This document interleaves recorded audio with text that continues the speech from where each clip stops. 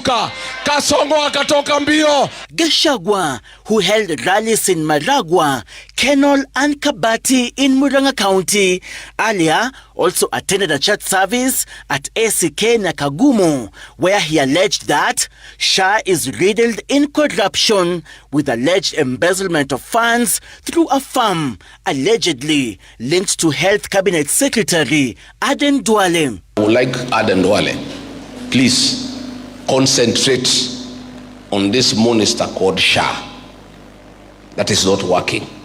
Leave Uhuru Kenyatta alone. Tell us. And I asked you, a company that you own receives 600 million shillings every month in Dubai, when payments for SHA have not been made. The DCP party leader, who has vowed to decampaign President William Ruto's success across the country, is accusing the head of state of fueling the current status of the economy that has been caused by the high cost of living on basic commodities such as fuel. Seth Olale, Citizen TV at Kenol, Murang'a County. As promised, we now cross over to Karen, where Jeff Koinange will get the take of the former Cabinet Secretary, Fred Matiang'i.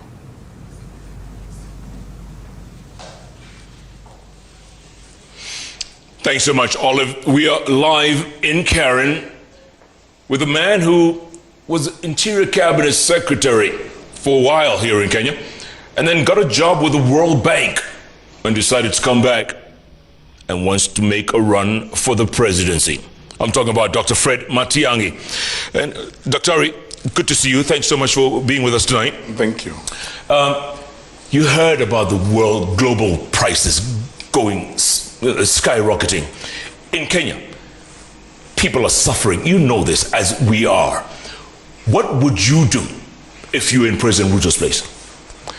Thank you, Jeff. First of all, it wouldn't get here because I would not get into some silly, opaque agreement that purportedly is G2G and it isn't. I will not engage and allow cartels to operate in the oil sector as they are operating right now, clearly driven by vested interests by the ruling elite. And my challenge has always been to these wonderful people in the administration. If they think everyone else is wrong in raising issues about the agreements they have signed, why don't they publish it? I don't understand why we sidestepped NOC to go into these agreements with private companies. I don't understand why the loading bay for Gulf oil at Industrial, I'm told, is side by side or next to NOC.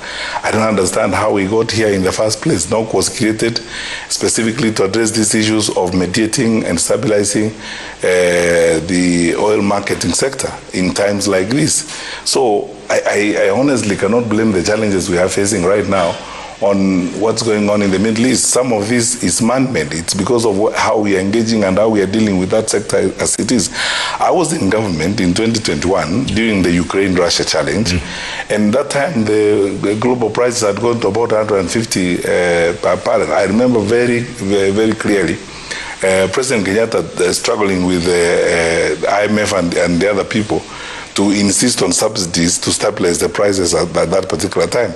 It was justifiable, but although there have been fluctuations recently, quite frankly, I think in the Middle East right now are an excuse rather than the real reason why we have the prices. Dr. The president has, or the government has spent over 6 billion shillings in fuel subsidies and slashed VAT from 16% to 8%. How much is enough?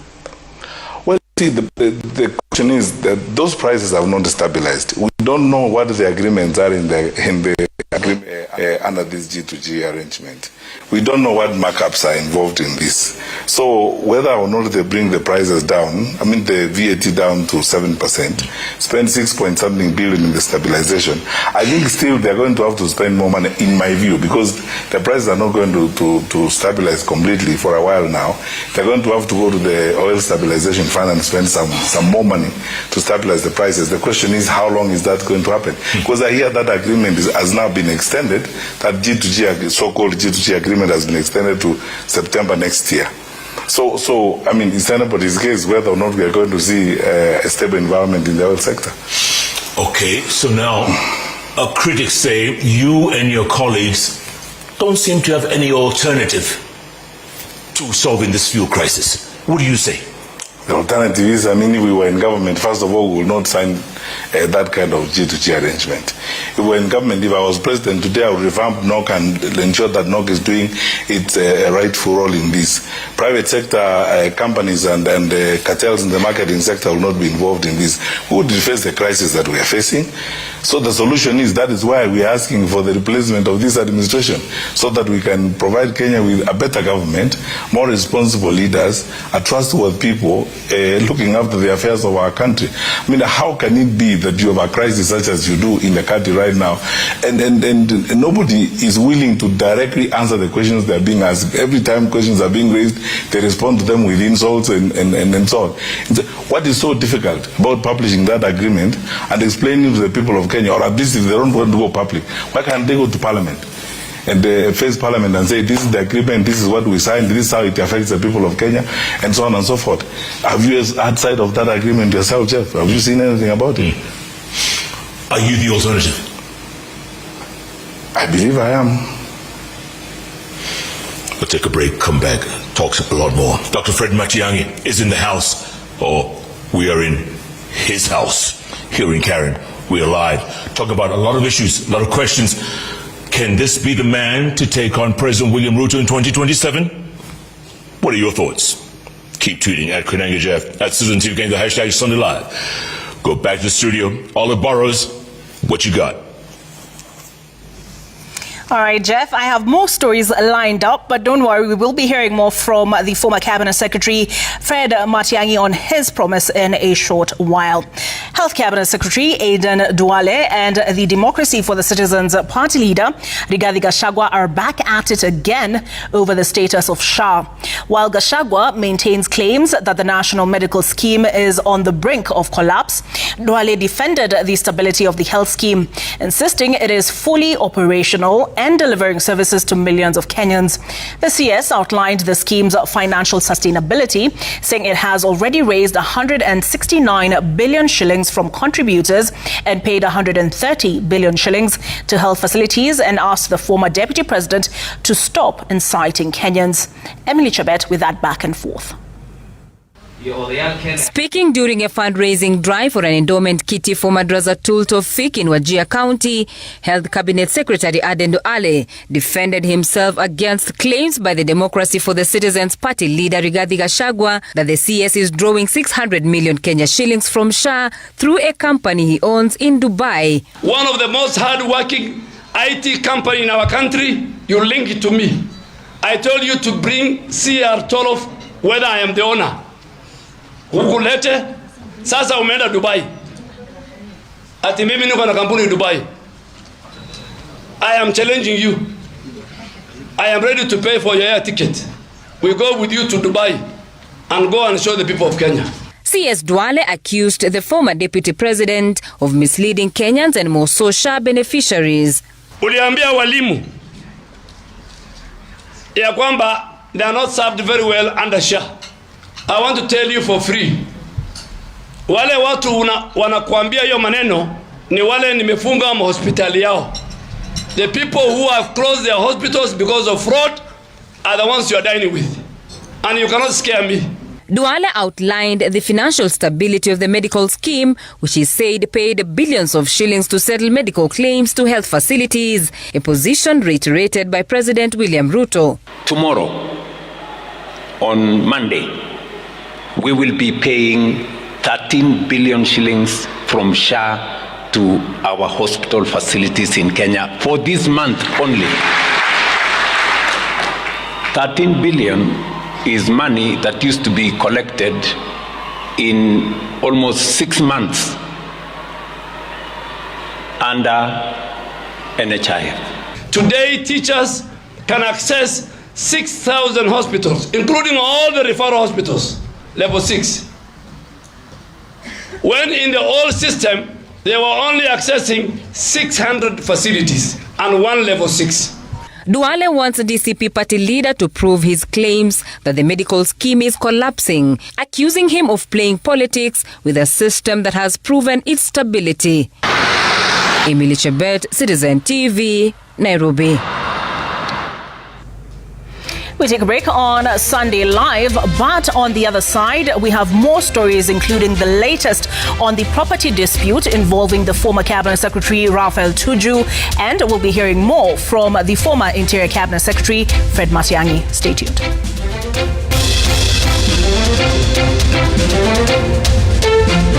Coming up, one-on-one with Jubilee presidential aspirant Fred Matiang'i.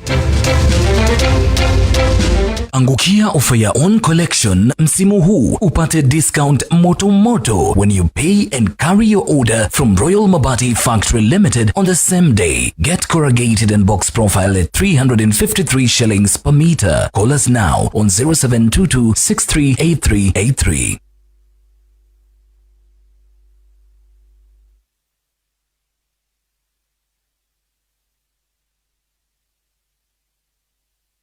At Standard Chartered, family businesses, business owners, and corporate executives have entrusted us with over $2.3 billion. Your wealth is guided by certified relationship managers who are supported by insurance and investment specialists. Now is your time for wealth. Join Standard Chartered today.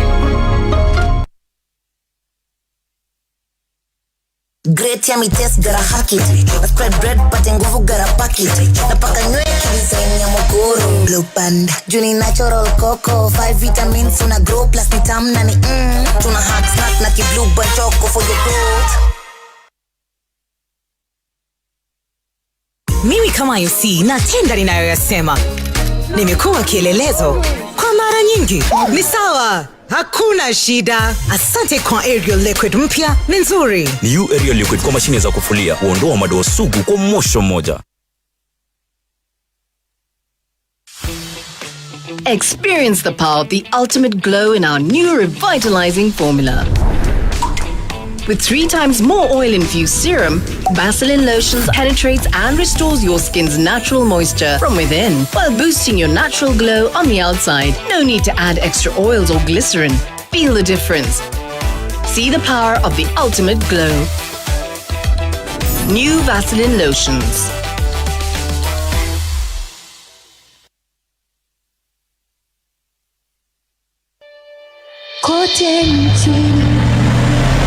Mbele tuendelee,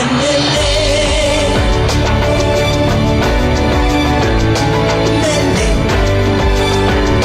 Kenya tuendelee, Kenya tuende mbele. NCBA, go for it.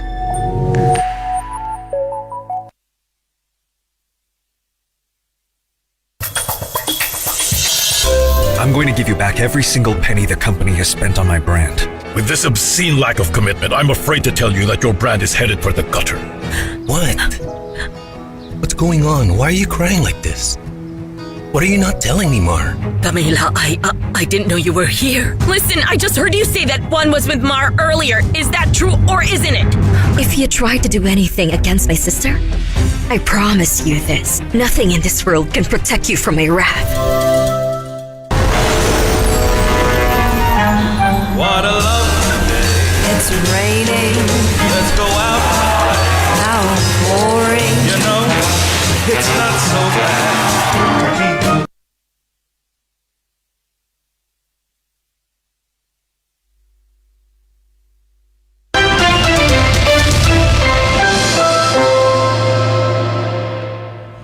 Thank you for staying with us on Sunday Live. And remember, you can talk to us on @OBurrows, @Citizen TV Kenya, and @Koinange Jeff. The hashtag is Sunday Live.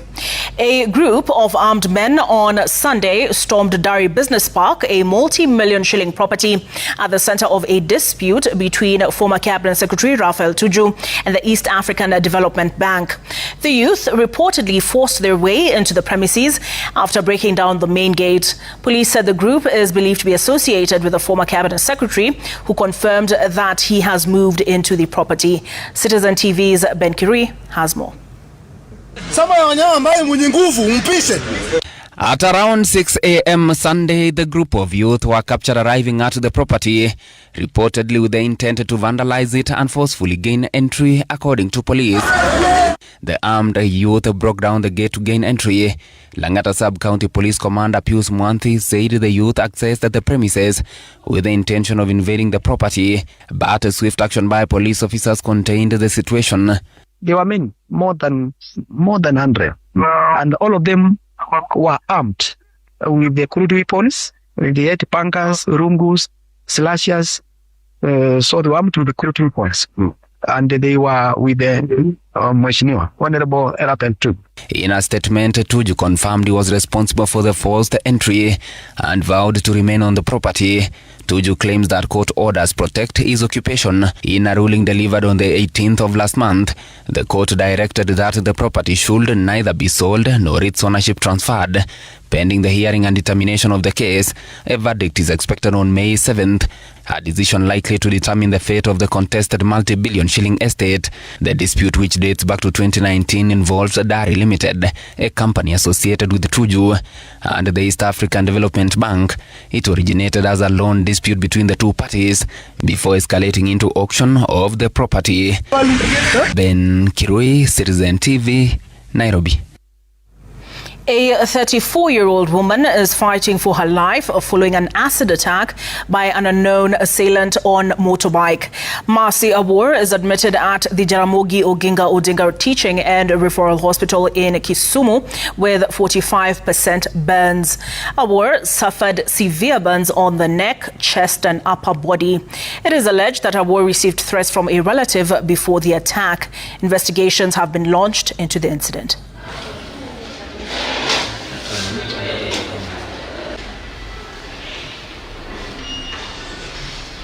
Nilikuwa naenda kwa nyumba nikishafunga kasi yangu na nilikuwa natembea kwa nyumba kwenda kwa nyumba kwa distance kidogo tu nikakutana na watu wa boda boda walikuwa mimi nilikuwa naenda na baba walikuwa wanakujia hivi na nikasuka tu wananimwagia maji nilidhani tu walinimwagia maji kwa uso kumbe si maji ilikuwa acid.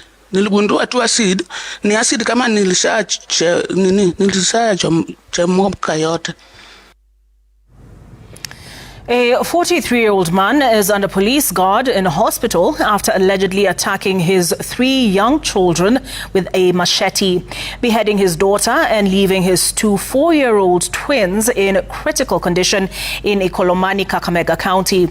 The suspect, identified as Nathan Shimenga, is reported to have turned on his children following a domestic dispute with his wife, who left their home and returned to her parents.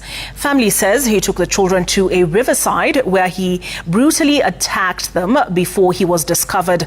The 4-year-old twins survived but remain in critical condition at the Kakamega County Referral Hospital. According to police, Shimenga was later apprehended after being attacked by angry villagers.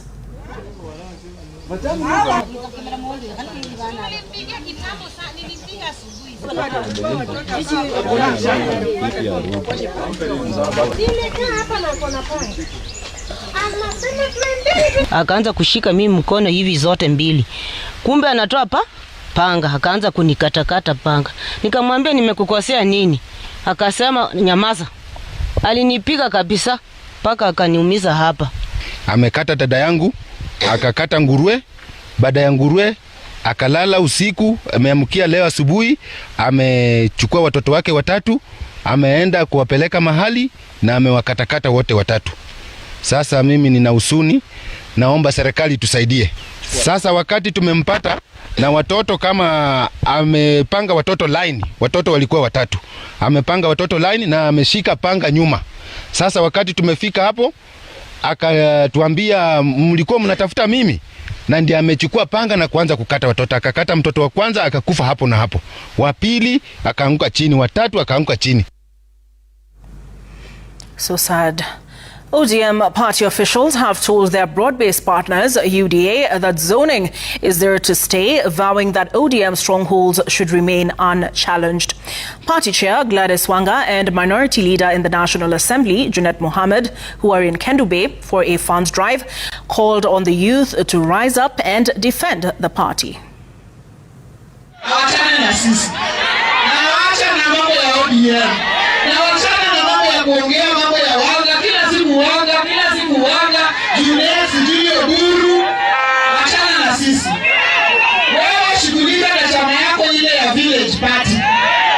We have a national party to deal with here.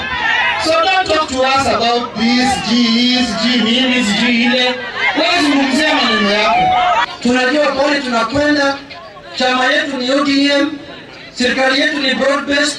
2027 tumejipanga, tutakuwa na serikali yetu kama ODM ambayo ODM imetengeneza, na tutasaidia watu yetu kwa hiyo njia ya maafa, njia ya maandamano, njia ya kiujinga, njia ya kupiga risasi watu yetu. Tumefunga hiyo njia. Kama wewe unataka kwenda bibi yako, enda peke yako.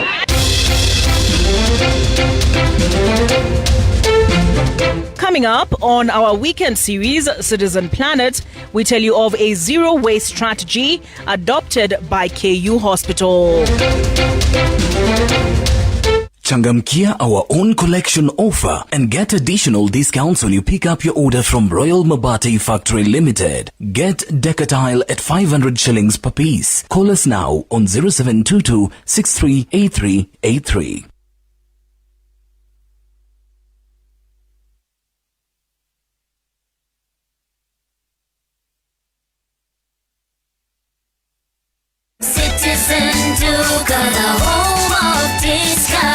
Are you building? Then you know roofing means you're almost home. At Citizen Duka, we provide premium glossy mabati crafted for durability, protection, and backed by warranty on every mabati you purchase. Box profile glossy, sleek, modern, and bold style. Corrugated glossy, strong and timeless, plus many other reliable mabati profiles to choose from. High quality, weather resistant, a shine that lasts for years. Order easily at citizenduka.com. Select Vintage Mabati or simply WhatsApp your order to 0710-487-487 and we will deliver straight to your site for free. Citizen Duka, your home of discounts. Citizen Duka, the home of discounts.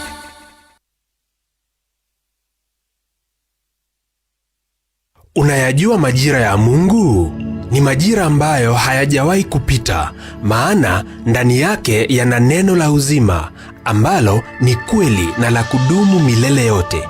Haijalishi habari zako zinasemwa vipi ama wananena nini juu yako, tambua na kuamini kuwa Mungu ameruhusu haya kuwa ni majira yako ya kufutwa machozi kutoka kwenye hilo daraja la muda mrefu na kwenda hatua nyingine.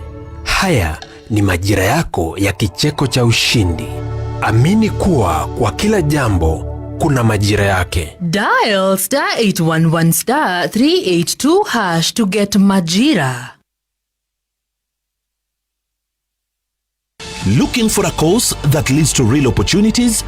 Join Thika Institute of Business Studies today. We give you the perfect chance to pursue your dream career in hospitality, journalism, health sciences, ICT, cosmetology, fashion and design, business, engineering, tourism, driving, and many more. At Tibbs College, learning goes beyond the classroom with practical training and attachment opportunities that shape your professional journey. Tibbs College, the highway to future success.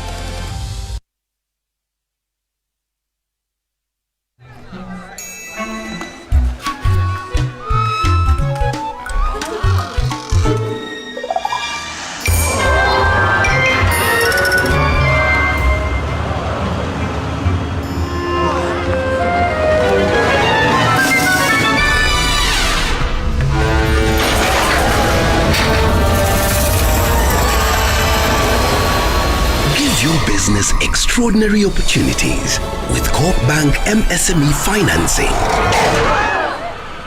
And and you'll get an incredible boost that will have all eyes on you. Cooperative Bank. We are you.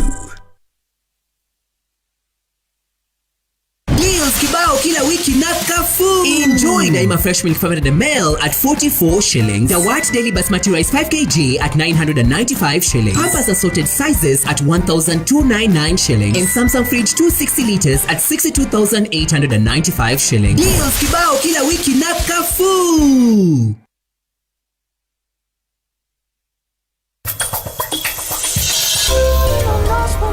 For the last time, everyone.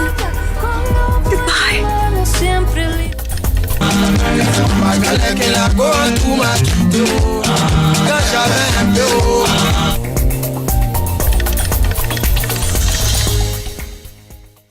Ready to turn your ambition into a global career? Enroll today in our diverse degree programs. Learn today, lead tomorrow. USIU Africa, education to take you places.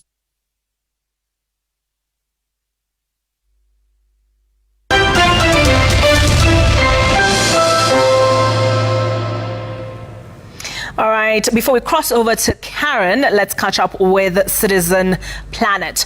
Waste is now a major driver of the climate crisis, accounting for nearly 10% of global greenhouse gas emissions. The United Nations Environment Programme warns that if current trends continue, global waste could surge to 3.8 billion tons by 2050. But amid these alarming projections, the Kenyatta University Teaching, Referral and Research Hospital is taking a different path, rolling out a bold zero waste strategy that integrates sustainable energy and efficient waste management in a move that is protecting both human health and the environment. Our reporter Susan Ndunda has more.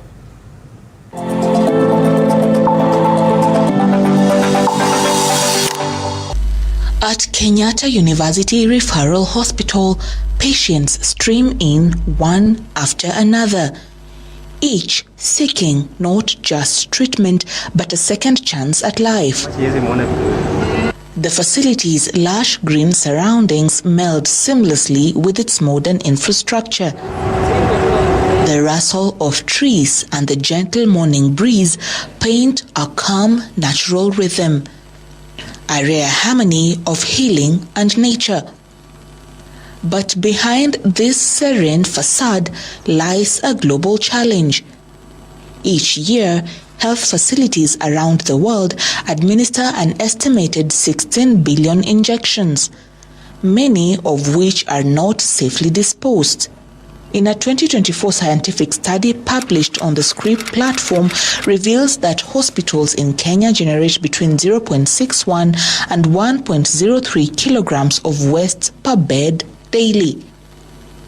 Here at KU Hospital, that reality is being confronted head-on. Strict measures aligned with the Ministry of Health's guidelines have been put in place to ensure hazardous waste is handled safely and responsibly. Color-coded bins strategically placed across the facility enable staff and patients to segregate waste at source, streamlining disposal, reducing risk, and boosting efficiency in waste management. Tunatofautisha ile takataka tuna generate kwa zile types kama general waste, highly infectious waste, cytotoxic waste za cancer, na pia radioactive waste zile zinatokana na radiation. Tunaweka kwa zile plastiki ama liner bags zenye color tofauti kulingana na ile waste tunapata, alafu tunazitransport tunapeleka pale incinerator, but zile takataka za kliniki kama medical waste zinachomwa directly in a process called incineration.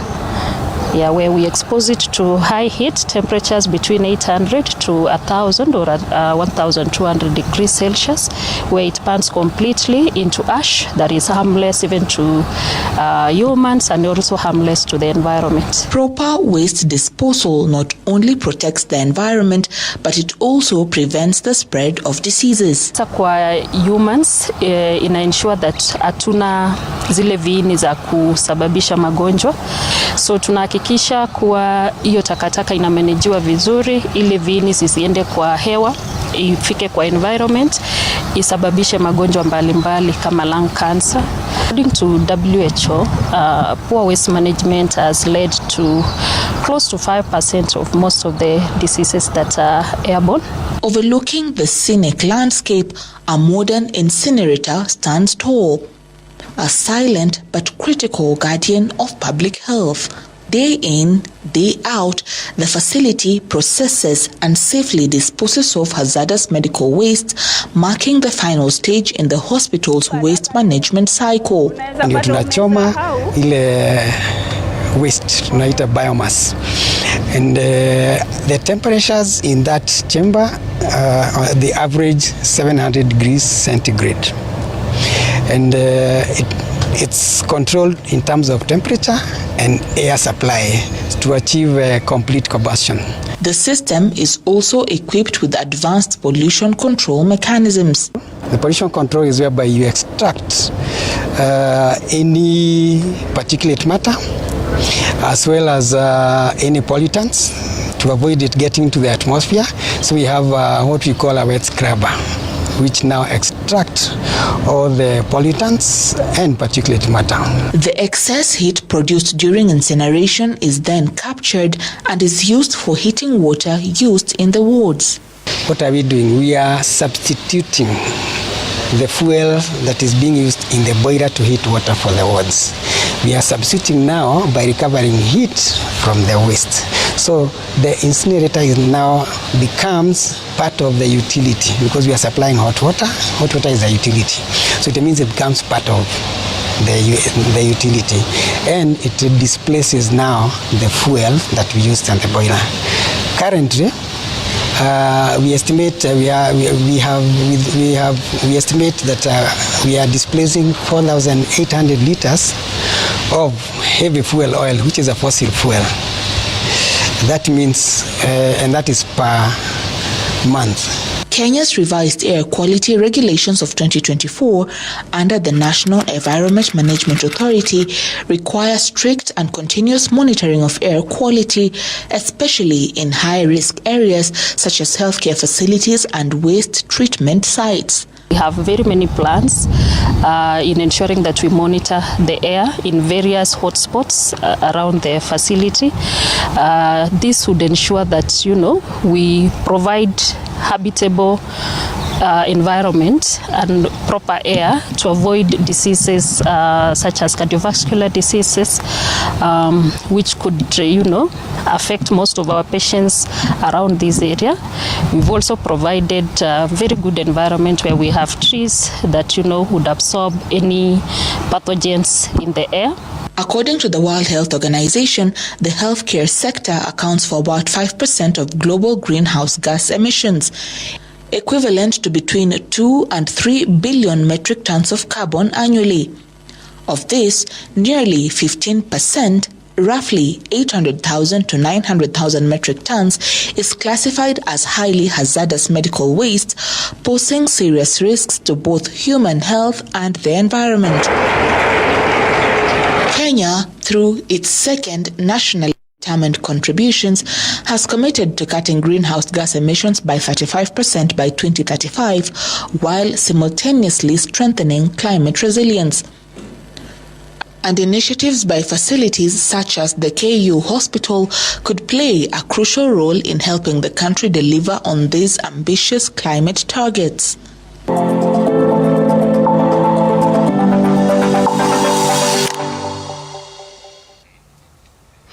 As promised, we now cross over to Karen, where Jeff Koinange is standing by with the former Interior Cabinet Secretary Fred Matiang'i. Remember, share your thoughts on @Obarrows, @Koinange Jeff, @Citizen TV Kenya. Jeff, the floor is yours.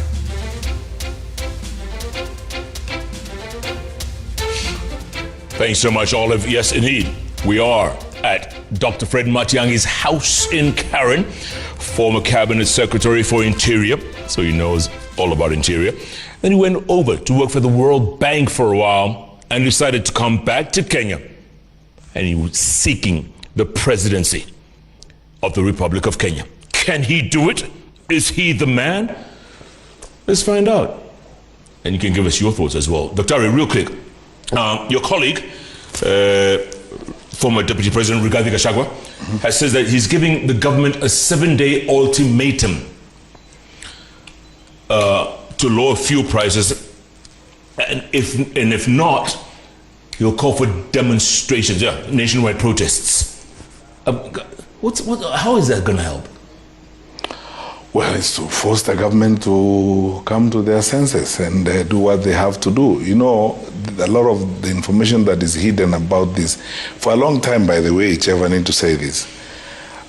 Members of the public have been calling for transparency and accountability in the manner in which this matter is being handled in the oil sector. And a lot of things in the economy. You know, you wake up in the morning and you're told 6.5 billion has disappeared from ECD. 20 billion has disappeared from the school bursary fund. 50 billion has disappeared from where? I mean, it's like a chronicle of hell. Every day you wake up, nobody is able to explain exactly what's happening. Demonstrations are supposed to call government to account. And unless the government really is going to be more accountable, more transparent in dealing with these issues, this is what they're going to continue to face. And I don't see why they will have to wait to face this when they need to be transparent and explain, for example, this so-called G2G agreement. What is this all about? And own up to the mistakes that have been done. And then last week, when we had a press conference as leaders of the opposition, and I said this, I wasn't surprised, but if I was in government, I would be worried today. The amount of information that is being shared by public officers and government officials who are completely sick, tired, and frustrated by the way things are being done. Don't forget one thing, that when things happen the way they're happening, Jeff, the Kenyan worker is the one who's paying the highest possible price in all this. Look at the taxation left, right, and center, and the dwindling earnings. The payslip means nothing. The lives of all workers in Kenya, whether they are in the public service or outside of it, is almost hell. I am not surprised that they are now cooperating with the opposition. They are giving information that we need and that we should know. They are putting this information out. So the government should step up and be more transparent and accountable about this. Where is the 30 billion shillings cumulatively? The calculations are done by public servants and people in the oil sector about how much money has been made by individuals or people in the administration as a result of this G2G agreement. The government come clean about this matter and be transparent about it. That is how they will stop this. The demonstrations are and should force government to be much more accountable, much more transparent, and look for solutions. They are the ones in office. The president keeps saying every day, we are doing nothing. We are not in government. Let us be given a budget and let them leave so that we take that responsibility and we will not make excuses. We'll do what is supposed to be done. You think you'll be able to make a difference? Absolutely. Absolutely. Jeff, absolutely. I mean, you asked me earlier whether I think I am the real deal. I mean, absolutely. Look no further. Because you see, I keep saying every day, people tell me that running government is very difficult and so on. It's not.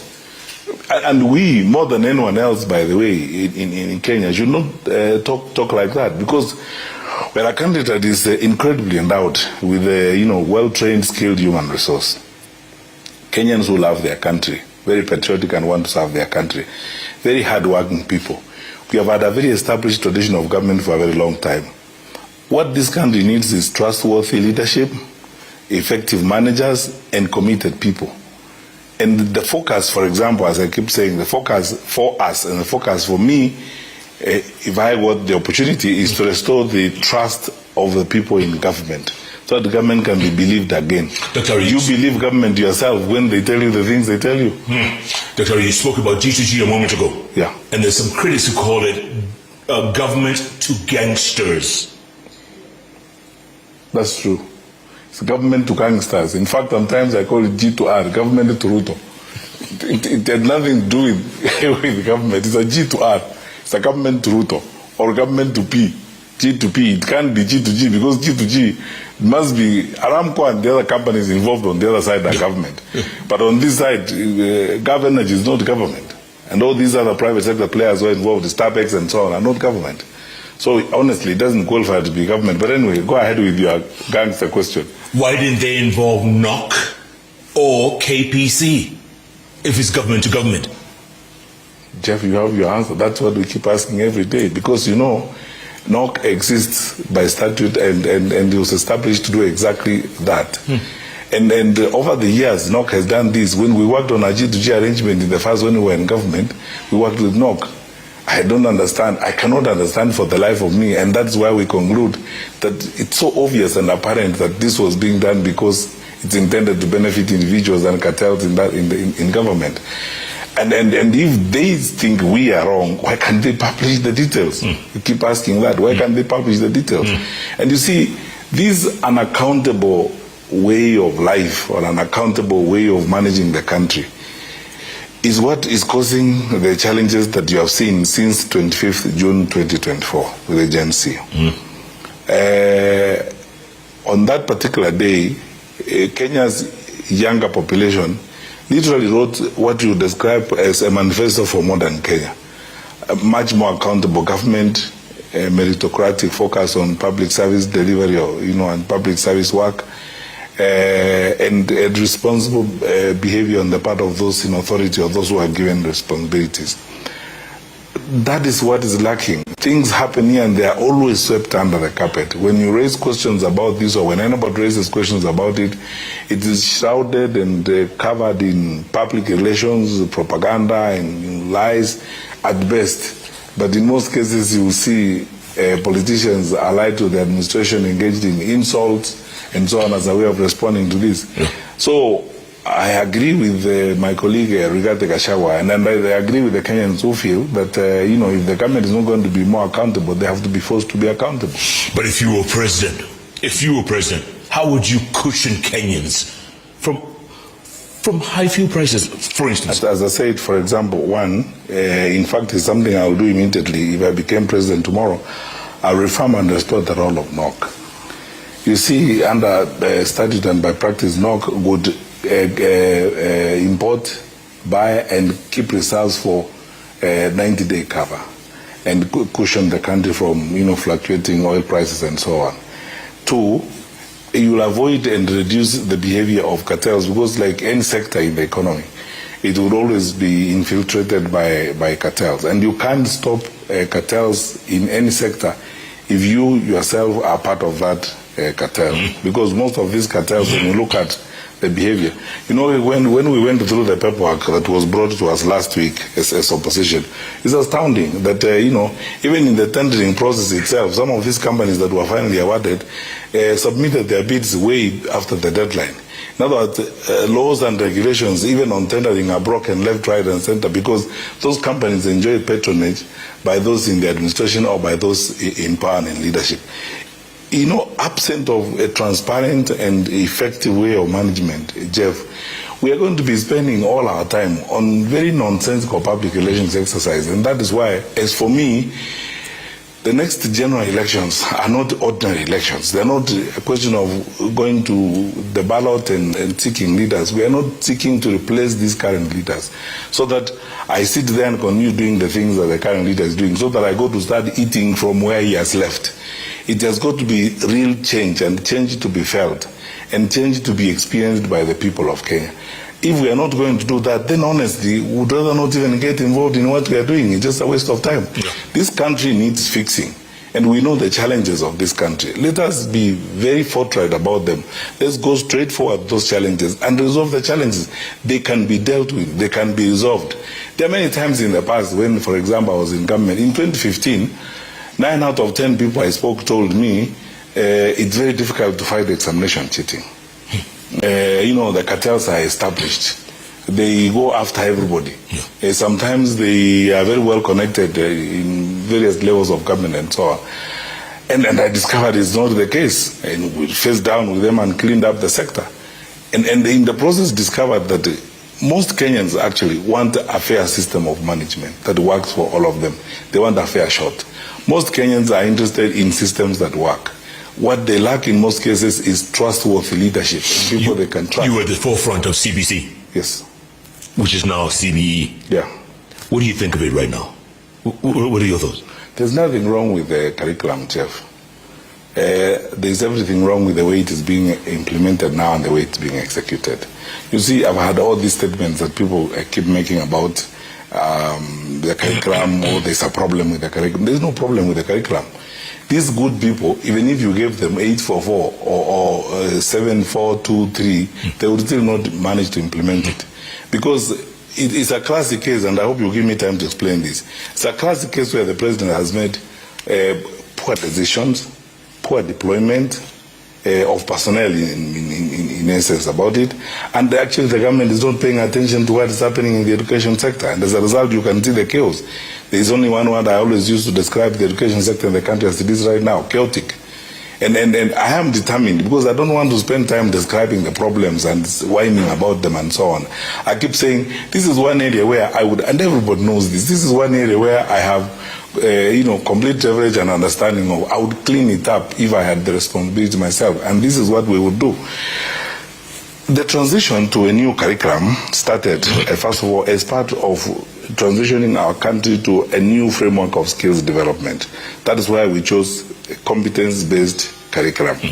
Now it's competence-based education, fine. We took this so seriously enough that President Kenyatta appointed a PS in charge of that curriculum implementation, who would harness and put together officers to work on this.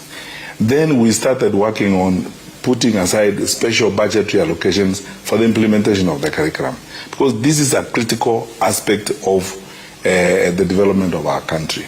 Because the way it's being done now, we are losing, our children, we are losing a generation. I thought actually, during the change of government, frankly, and many of us, I'm not the only one, I thought that if there was a sector that the new president was not going to interfere with, was education, is that he would even retain the minister then, Professor Magawa, because in any case, Magawa was not a politician, and most of the people in the sector, including my former colleague, Dr. Belio Kipsang, and the rest, were not politicians. I thought these people would be retained, the structure would be retained to carry on with the implementation of the new curriculum. The structures that were set up that would superintend and manage the implementation of the curriculum, all of them were ignored or at the best undermined. And in that process, because the focus in most cases for many people in this administration is rent-seeking opportunities for money, where they would make money and so on. Throwing away, for example, the National Education Information Management System was a terrible mistake, because that is how we lost the path to having accurate, reliable, credible data on the kids that we have in schools and so on. I hear people saying, we've just woken up suddenly and discovered we don't have content for grade 10. What were we doing 2 years ago? Because this is something we should have planned from 2 years ago. So you can see clearly there's poor planning, poor deployment of personnel. And even then, when Belio Kipsang remained as the PS, Minister of Education, who understands what needed to be done, what did the president do? In a recent reshuffle, moved Belio Kipsang out, brought another PS who sometimes, frankly speaking, to be fair to him, is totally at sea. So if you have a PS at sea, a minister at sea, there is no focus on this. 4 years have gone, and you have not seen even consultative work or movement going on within the sector, where all the sector players are put together to keep reviewing what's happening in the sector step by step to go forward. So it is irresponsible, as you can see. It has nothing to do with the curriculum. It has everything to do with the poor management of it. Dr. You worked for the World Bank for a while. Is it true that the World Bank has rejected this whole infrastructure fund? Well, the things which I respect institutions, Jeff, and I do not have the authority of the institution to talk on its behalf. And I don't want to gossip here, because I have to be very responsible about how I relate with the institutions. The World Bank is a very credible institution. It has structures of communication. It has structures of interlocution between government and itself, and they will do that. I would rather leave that to the bank to engage on. I don't want to comment on things on behalf of the bank. But is it true? I don't have the authority. Is it fair for the government to go and borrow funds for stuff that they keep backtracking on? Of course it's not. And it's laughable when I saw someone arguing that securitization of that infrastructure fund that was being put up is not dead.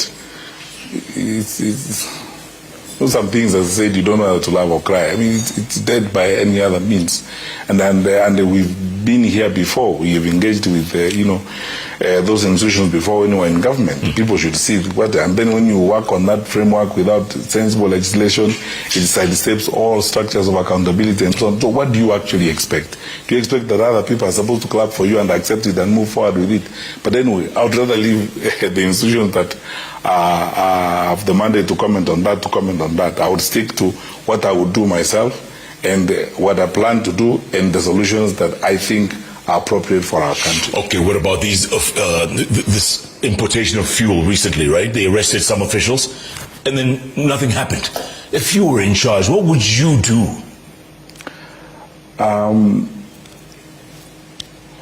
Jeff, I want to be very blunt on this matter. This is where I draw a line myself on this issue of politics. The challenges of our country are known and the problems we have in our country are known. Most times we just engage in sometimes very unhelpful public relations. The criminal activities that happen in this government and some of the things that our administration here is tolerating are matters that can only be solved if you have firm, effective leaders. If I have an opportunity, I pray, if I'm so blessed and so lucky, be favored by Kenyans to be given that opportunity to play that role, there are certain things I would not do, and there are certain things I would not stand. And I won't go before the people of Kenya to say such silly things like, we arrested people with adulterated fuel and we let them go away. Go where? People will be called to account. We have to be firm and serious about the things we do. Jeff, discipline is destiny. If we are not disciplined, we are not going to run a country. All these jokes we keep telling each other here about going to Singapore and so on, we are going nowhere. We are not running a disciplined and effective government. And people should be called to account. If I had the opportunity myself, I'll call these people to account, including having some of them locked up. Because we have been on this trajectory for far too long, where things happen and we laugh about them. This is impunity. Every sector you look, there is a law breaking that shocks you when you go forward. Yeah. And you ask yourself the question, these guys asked for an opportunity to lead the country, not to loot it. The president is elected to govern the country, not to own it. It's so that you make your contribution, you govern the country and you go, not own the country. What you see going on is an attempt to own the country. And that is totally different from governing a country.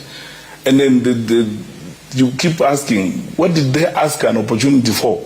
Other than looting the country, they were saying they want to lead the country which direction? And even then, by the way, when people run for election, those ones who have been telling us every day, by the way, the opposition have no agenda and so on and so forth. We want to continue, give us another term. The question I would ask them, give you another term to do what? It's good that they are telling us, let everybody put their track record on the table. I am willing to put mine for the 10 years I was a cabinet minister. Let them put theirs also. And let the people be the judges and conclude.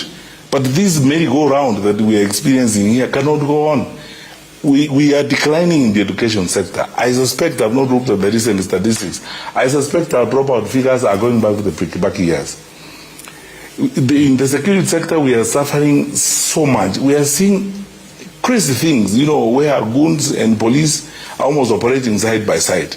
And you cannot tell me, I was a minister for security, you cannot convince me that the regional security committee in Kisumu does not know who's effecting that nonsense going around and trying to do what they're doing. I'll get to Kunism in a moment. Dr. Ari, real quick, who should take responsibility for what's happening in this fuel crisis mess? Is it Wandai? Is it EPRA? Where does the buck stop? Jeff, the buck stops at the desk of the president. That's it. These people work for him. If they are not doing their job, he should do a decent thing about them. That's where the buck stops. And that's why I keep saying, I am conscientiously seeking the opportunity to lead this country seriously. I promise Kenyans, I will not make excuses. I will not wake up in the morning and make excuses for not doing what I was supposed to do. You'll make heads fall? Oh yes, and even worse than that. Call people to account. Because you see, you can't run a country in this kind of manner. If these people are letting the president down in the manner of things, why can't the president go ahead and sort them out? After the Gen Z protests in 2024, yes. The president himself said on national TV, and we watched the TV, said, oh, my cabinet probably would have done better, and so on and so on. Who appointed them? And for whom do they work? You know, these are the issues. All of us have got to be held to account as it is. Kenya's problem is governance. 50% or sometimes probably even more, Jeff, of our challenges and problems have nothing to do with money. How much money do you need to ensure that NOC operates the way it's supposed to operate?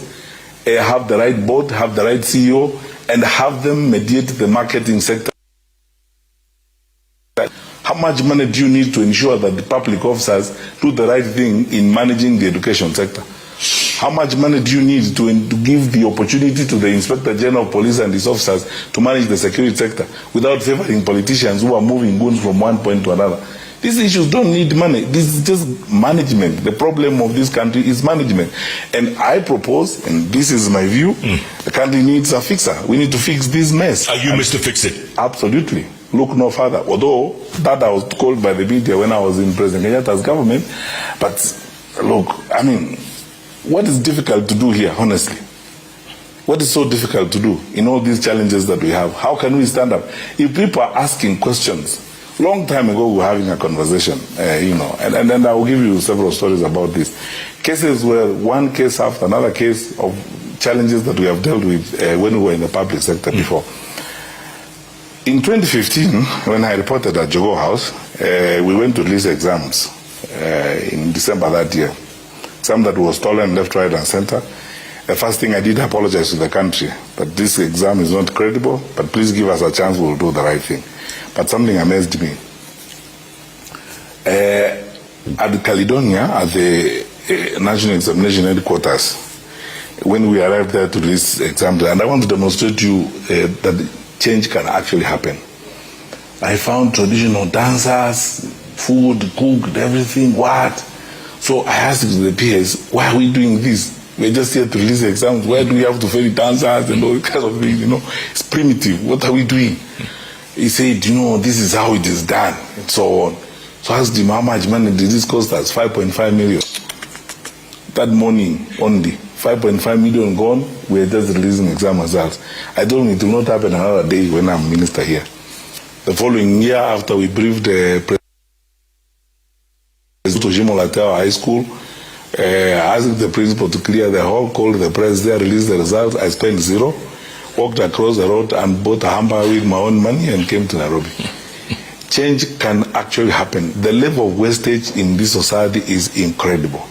And Jeff, I could document case after case after case of experiences I've had personally in the public service where people will tell you this will not change, this will not happen, this is how we have always done it, and so on and so forth. That kind of nonsense doesn't work. It's primitive. We are a modern society.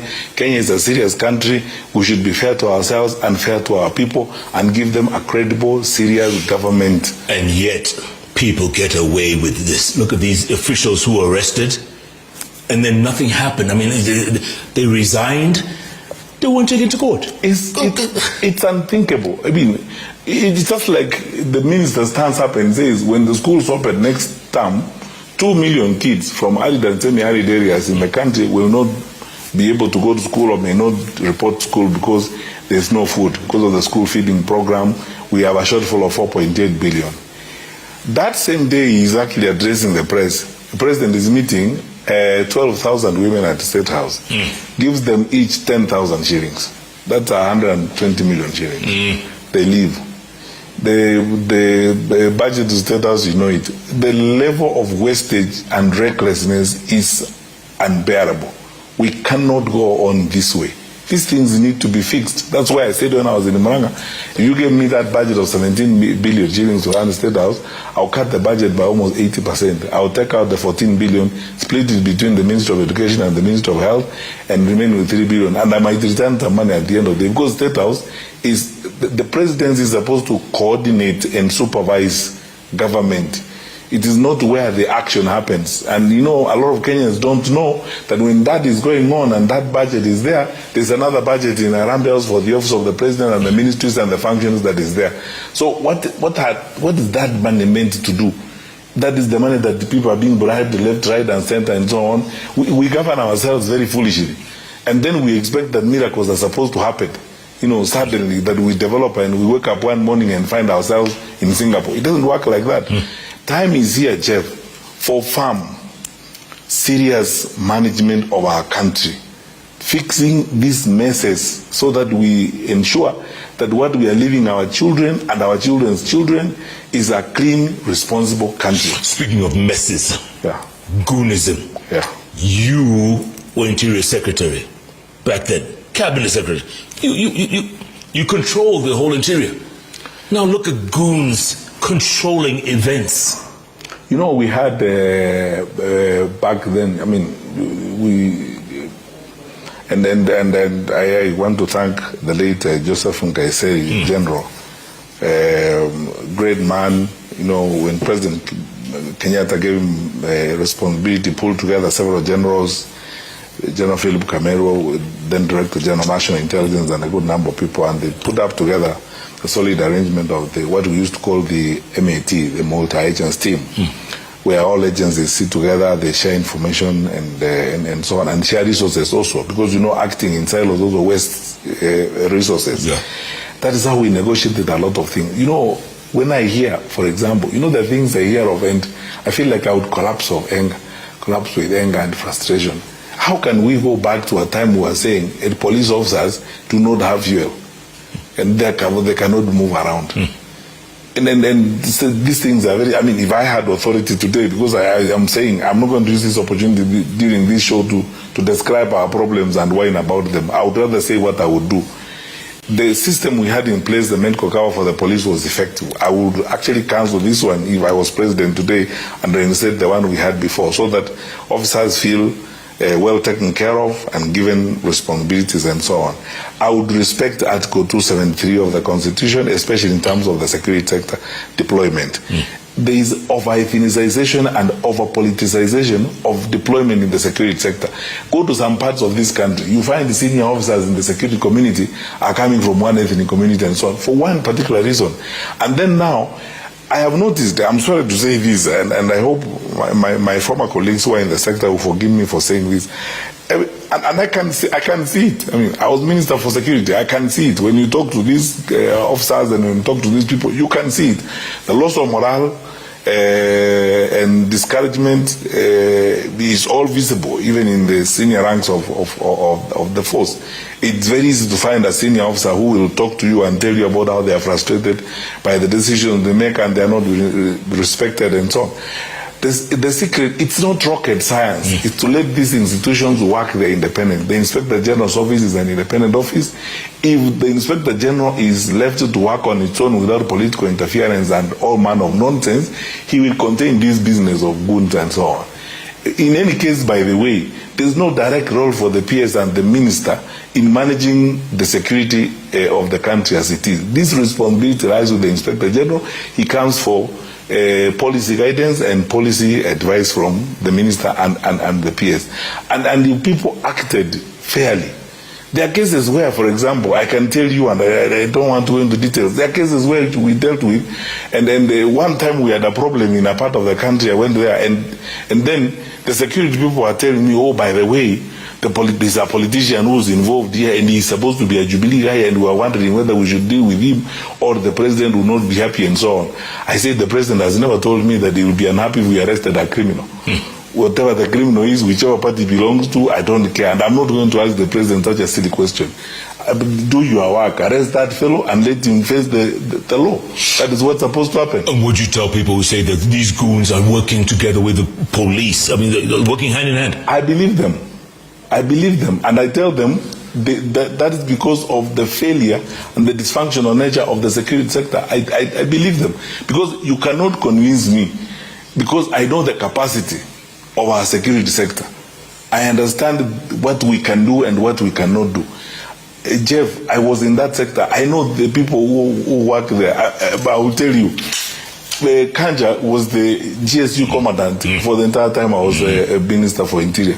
I know Kanja is a very good policeman. In fact, probably one of the best police officers that this country has ever had and trained.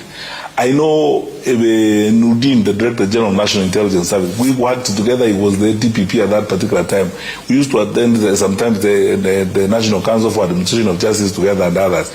These people understand what needs to be done. I can't second guess them. I mean, the DCI was in the police service when I was there. These are people who left it to work on their own, supported with the institutional independence that they need to do their work. They will deliver a safe, clear, clean Kenya.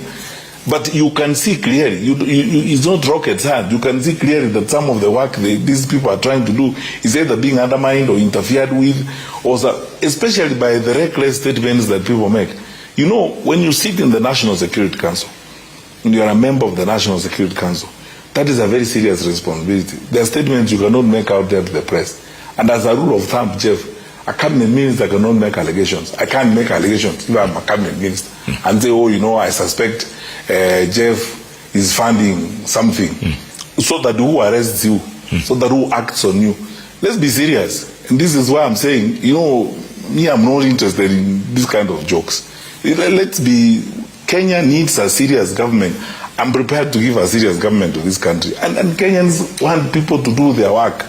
They're not looking for government to go and cook for them. They're looking for government to do their work.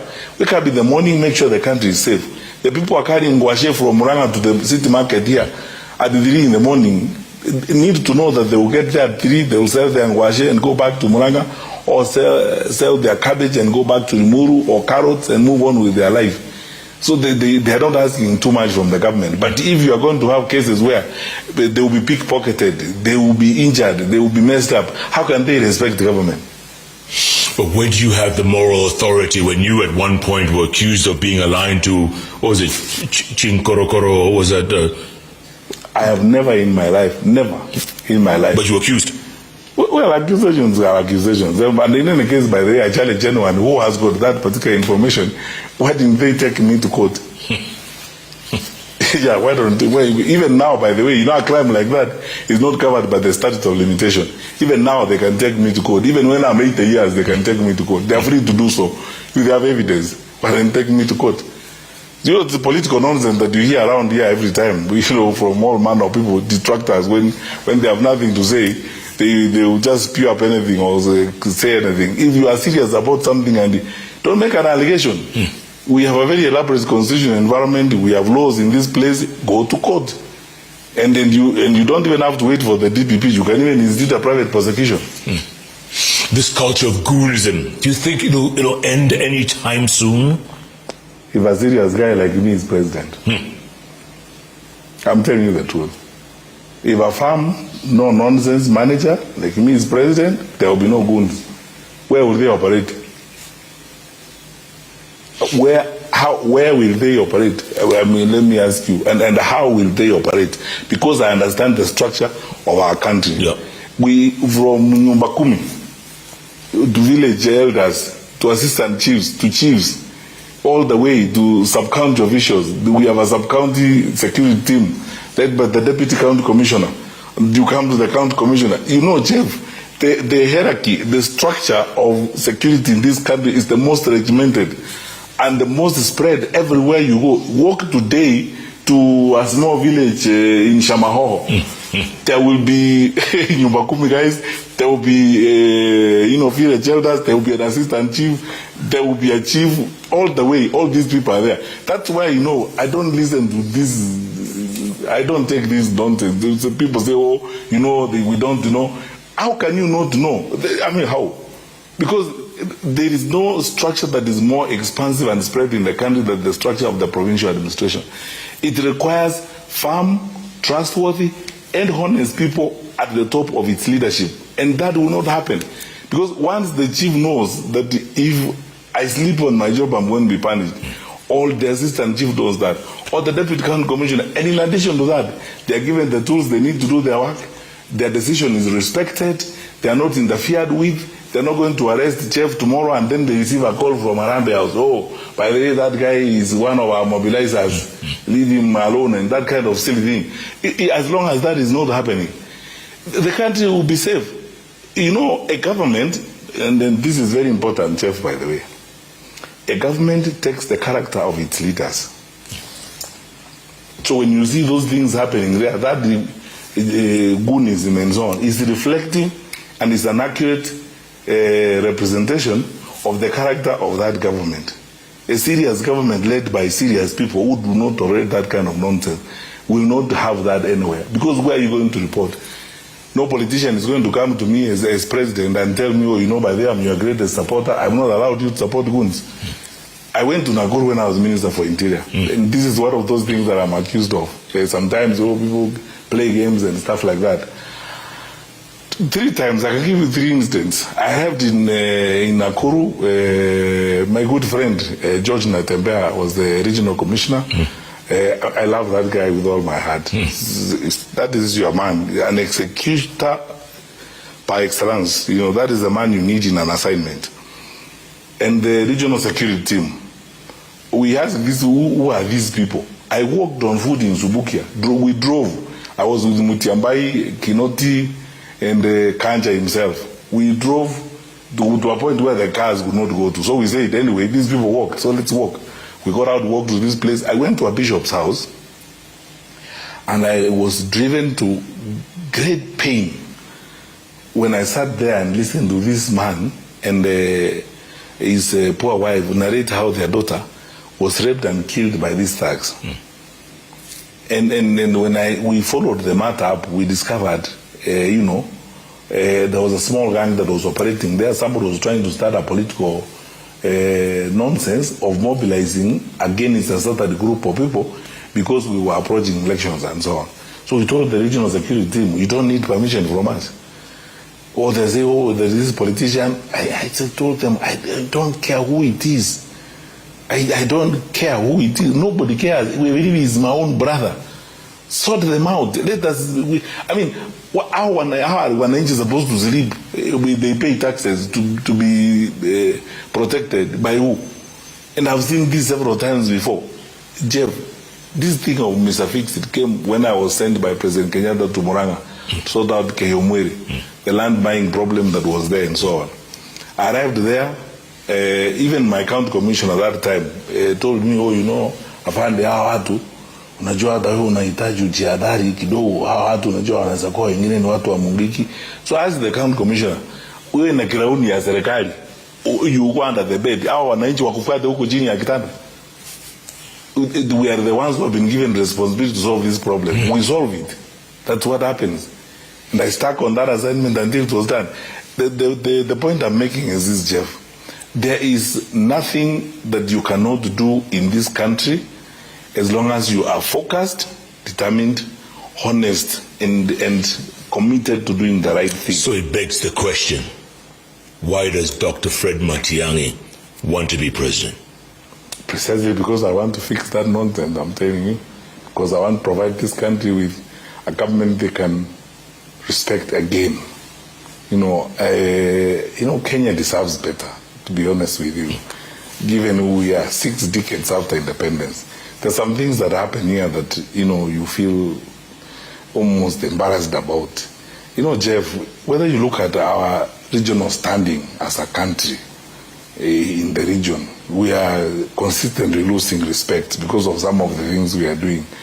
Our founding fathers at independence, and most of those people even were not as exposed as we are in this day and age. In the way they ran government in the 70s, the 80s, they chose the non-aligned movement. They respected multilateralism. That if there is a dispute in the region, we go with the agencies that we belong to. We go with AU, we go with the UN and so on and so forth. Now we've come to a point where we are hobnobbing with criminals, genociders, people who have been clearly listed down the world over as people are murdering women and raping them in Darfur. They are now our friends. They are the ones who are our friends here. We roll out the red carpet for them. And in fact, now we have gone to the despicable extent of giving them passports, move around and so on. What kind of country are we really talking about? Kenyans deserve better. We are a serious people. We are a serious government and a serious country. We deserve a serious government. These kind of jokes that you see around here, how would you, for the longest time, we've maintained very strong relations with our neighbors. We don't interfere in what happens and so on. When Kizza Besigye is arrested in Nairobi, and then, you know, we hand him over to, do you know what people are talking about us out there? What kind of people, and do we have to do that? I was the Minister for Interior when President Magufuli was hunting down for Tundu Lissu and the Chadema people after the 2000 elections. President Kenyatta stood firm and said we are signatories to international treaties. We will not.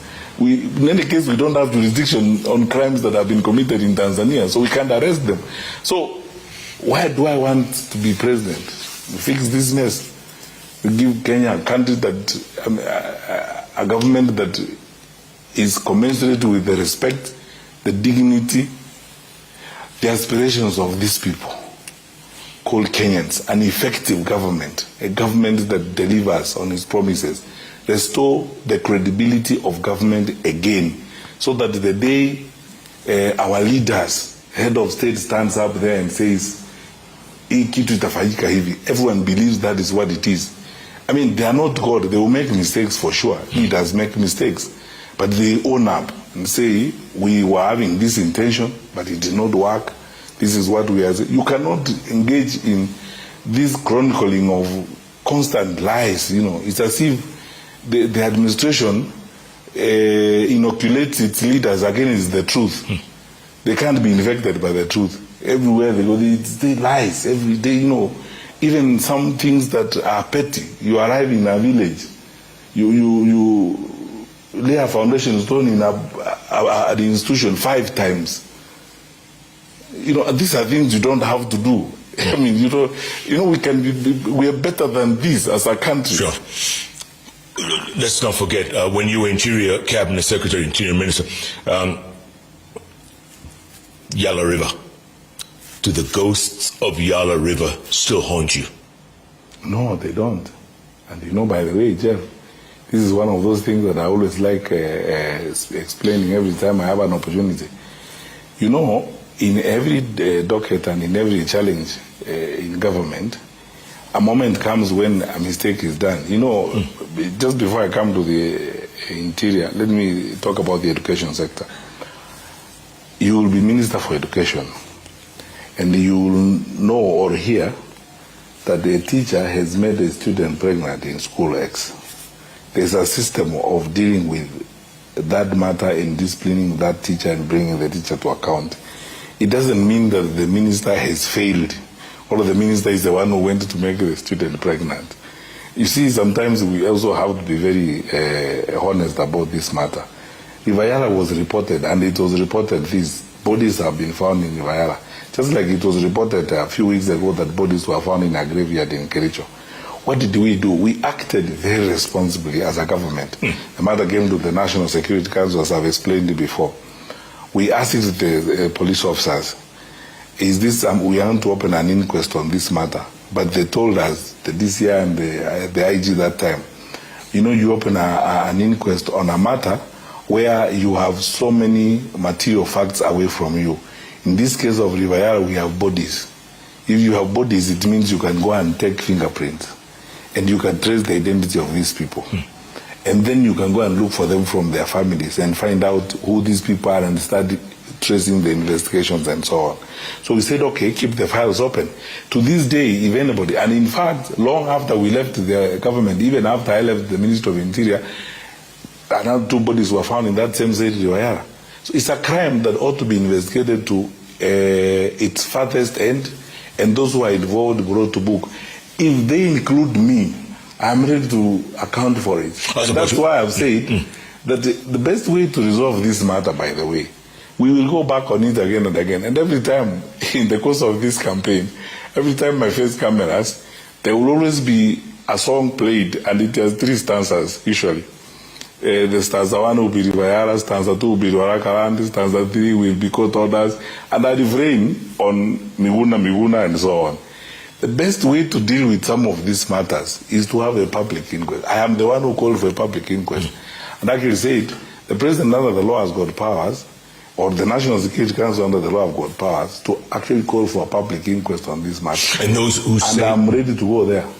And those who say there was excessive force used by the police during your tenure, what would you tell them? There was no excessive force used. Where excessive force was used, the prosecution happened. You know, by the way, Jeff, the police have got a book this size. It's called the Standing Orders of the Police Service. Then there are various acts of it. Anytime, during my tenure as Minister for Interior, police went through, in the discipline of the police service is called orderly room proceedings. There were so many orderly room proceedings held. It's like the court martial in the case of the military. There are so many orderly room proceedings that were held in cases where even the Inspector General himself felt that violations have occurred.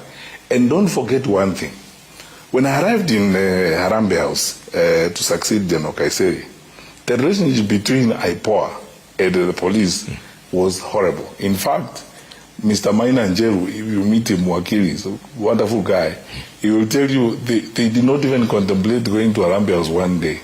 I am the first minister to go to their office, to IPOA, and sat down with them and said, I will give you 100% cooperation on anything that you need. There were investigations that were going on at that time which IPOA could not even move because of that bad blood between IPOA and the police. I sat down with Koinange and Joseph Boynet, and they are all here. They will tell you that. And we followed all those investigations to their conclusion. So when matters like those happen, or when issues like those happen, I ask people produce the evidence. Chef, don't forget, I was the Minister for Interior when Raila saw himself in at Uhuru Park. Not a single shot was fired.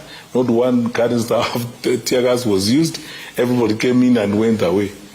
I don't know what would have happened if that was during this regime. However, remember when Raila came back from a foreign trip? Yeah. Apparently 17 people were killed during that melee that happened then. You see, I don't know what the police investigated the matter. You see, it's always easy to say probably the police who killed them, but there are so many groups of people involved at that particular time. We will need to look at what the police investigation file says about the matter. But let us not lay blame or apportion blame before we look at the facts. Because you see, usually during political times like this, people always will make claims and make statements and say this, that, or the other. But when you follow the facts, in 2017, during the elections, for example, a very senior politician, I will spare his name for today, went to the press and said the spokesperson of the military had disappeared. You know, that is a very serious matter. Very serious. He was speaking at 9 o'clock. At 11 o'clock, the same state spokesperson went to the press and said, I have not disappeared, I'm here. Now, you know, the funny thing about Kenya is that politician never apologized, never said no, nothing. There's so many things. For those of us who are in the journey of public service, we will encounter these kinds of things. And I'm always happy to explain them and deal with them. And even advise people that, you know, there is no one under our law who is above the law. I have never, Jeff, for the time I've lived in this world, I've never been above the law for even 1 minute.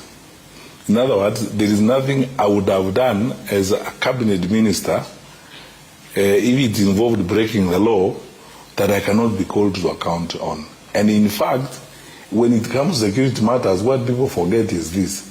There are people who have left the security sector, even in some countries. You will read this in some countries around the world. And like a case I was reading in South America where somebody left the security sector when they were 50 and they were being charged at 71, when they were 71, 21 years later of a violation that happened when they were in that particular office. We are not above the law and we cannot run away from the law. And the reason why I'm always happy and come to explain these things is because I know most of the details on this matter. There is no culpability on this issue. It's just a matter of perception. And when all is said and done and everything is followed, fact is followed and so on and so forth, you discover it is just that. It is a perception or a claim. But someone has to be accounted for the 17 lives lost during that day, that one day. 17. Frankly speaking, I agree with you. That's why I'm saying I don't know what the investigation file says, how those deaths occurred. And then I would also need to read the file myself and find out. But definitely they were not as a result of the minister or the PS at that particular time. And should an investigation find out that said the minister was involved in that matter. The minister is not above the law. He can be called to account. So when we deal with these matters, we should remember all the time, nothing stops us from calling people to account. And there's no status in this society you can have that safeguards you from the law. You will face the law. Here's another example. Yeah. Baby Pendo, 6 months old, strapped to her mother's back, shot and killed. Do you have regrets for that? Jeff, I not only have regrets about that, I am happy that the investigation on that matter was done. And by the way, to show you how serious we were in government at that time, we acceded to external investigators joining that investigation. So that, you know, we not only get to the bottom of the matter, but we ensure that justice is done. I don't want to go beyond there because the prosecution is going on the matter. The police officers involved, some of them very senior, are now before court on the matter. And you know, to show you that we were an open, transparent and accountable government, we acceded to external investigators being involved in the matter. Because if we had anything to hide or something, we would have either found a way of saying, no, we can't involve external investigators or something like that. There is no matter that happened. Jeff, I was before Parliament, I think I record 4 or 5 times on the matter of extrajudicial killings when I was Minister for Interior. Disappearances and extrajudicial killings. Half of them had happened before I'd even become Minister myself. But still we followed. The government is a system, it's a network that works within, set parameters. And then it may take long to get certain facts or long to get certain information, but it comes up. And in all those cases I dealt with, except one that I remember, I think it was either Mandera or Garissa, where we could trace the trail and it was associated with those recruitments of Al-Shabaab and so on. The others, even the claims that had been brought to the house, could not be justified. So if indeed there are those cases that exist, I know there are about 3 other cases that are not resolved.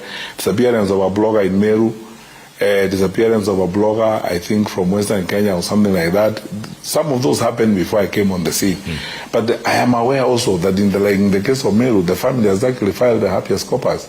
And then the law will be followed systematically and faithfully until the matter is resolved. But there is not an incident I can remember where conscientiously we would decide that, because how can you do that in the first place, that you're going to commit how can you do that?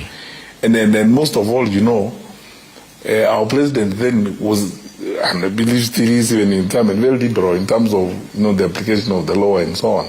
He refused to sign a single authorization on there's a provision in the law about murder cases and so on, that even when people have been sentenced to hang, some provision that the president has to sign and so on, who refused to sign any. Historically, as the president, I think he did not sign one. Any regrets when you were Minister of Interior? Did you ever overstep your boundaries? Not that I can think of, because you see, as I told you, Chef, the security sector is very nice because it works in a very regimented manner. In fact, it's a sector where you are likely to make no mistake because you are surrounded by a huge group of experts, experienced people, very well trained people who advise you on everything that you need to do. Yeah. I know when people raise up issues and then I've gone over and over this matter to a point where sometimes it actually is amusing, the issue of the deportation of Miguna. I keep saying, people don't read even the file in court before they come to condemn you. And the matter has got such a long history. There's a judgment by Justice Lenaola when he was in the High Court on dual citizenship, how you acquire your citizenship. We go through that. It's a very painful process that we went through and so on. But those things you go through because you're in public service, there is nothing you can do. You are in that office as the minister on that day, and then you have to make a decision. But fortunately, again in the security sector, you rarely actually make, unless you are crazy, you rarely make singular decisions without first of all getting advice. Even when we are doing deportations, you go through a very lengthy and exhaustive process of advice by the agencies on what is involved, the pros and cons. You're very smart people in the Office of the Attorney General who will always advise you on what needs to be done and so on. Unless you are rogue and you decide to act outside of that, and there is no reason to do that. In some cases, people in the role of a minister or in the role of a peers may be having vested interest in something, and as a result, then they decide to act outside of the law. But I cannot remember a single incident where officers brought a matter or officers advised me on something and I did not follow the law as it was established. That is why, Jeff, one thing I want to tell you today, a fact that you need to know. I was in court a record 11 times as minister for the 10 years I was a minister, since ICT to Interior, and I won all the cases. Why? Because I didn't even write a new law. We just interpreted the law that was in the books.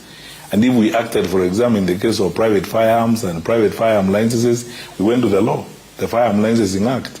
It had not been implemented for donkey years. There are people who are selling guns here who are not even properly licensed. And we're having a big problem with small arms and stuff like that. And no one would actually stand up to them for obvious reasons. Some of those people are wealthy, they are well connected and so on. So, I told them it doesn't work for me. We follow the law. And insisted that we do a registration all over again, and everyone has got to follow the law. We whittled down those farms by over 20. We threw out almost over 20 of those farms. And when those who were aggrieved went to court, the judges agreed with us, said we were following the law as established. So it's very difficult to break the law unless you conscientiously want to be wrong. And I've never wanted to be wrong, Jeff. Don't forget Machozi Mondays, huh? That was pretty rough protests. Well, there is nothing anybody can do about those things, and I've said in cases where the police or anybody who was involved in the front line acted out of what they expected to do, the first line of action was police itself. That's why I talked about the order room proceedings. The second action line is IPOA itself. The third action line is the aggrieved people themselves. And I say to this day, if there are any people aggrieved from any of those things, nothing stops them, even if they wait another 20 years and go to court.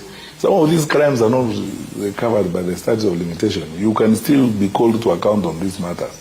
So where people have facts about culpability and wrongdoing and where things were not done right and so on and so forth, I'm the first one to tell them, hey, raise up your voice. Come forward and have this matter squared out. And as long as you don't lend yourself to political procrastination and political propaganda just because it's convenient and expedient at that particular time. Let me ask you this, Dr. You want to be president. Yes. This united opposition, or you call it alternative government, how are you going to be rallying around one candidate? There's so many of you. Who's going to be the one? That is the ultimate test. We've come together as a group. Right now, we are united by the desire to give Kenya a change in its leadership. Jeff, I'm the first one to tell you this candidly. It is not a walk in the park, and it's not easy. And then they also tell Kenyans the truth about it. Look around the world. Coalition building usually is a torturous, painful, messy experience. But people do it because that is probably the best option they have at that point in time. And in the case of Kenya, everywhere you go in this country, the message you hear from ordinary Kenyans is that people should be united. You guys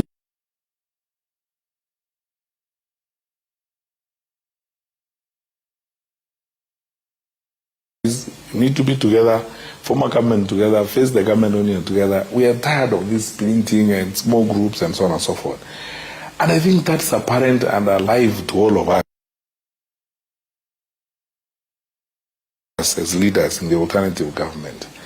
I don't think there's anybody who is willing or who's likely to go, out of that. But it's too early. Even the Kibaki Tosha was said 3 months to elections. We are about 14 or so months out.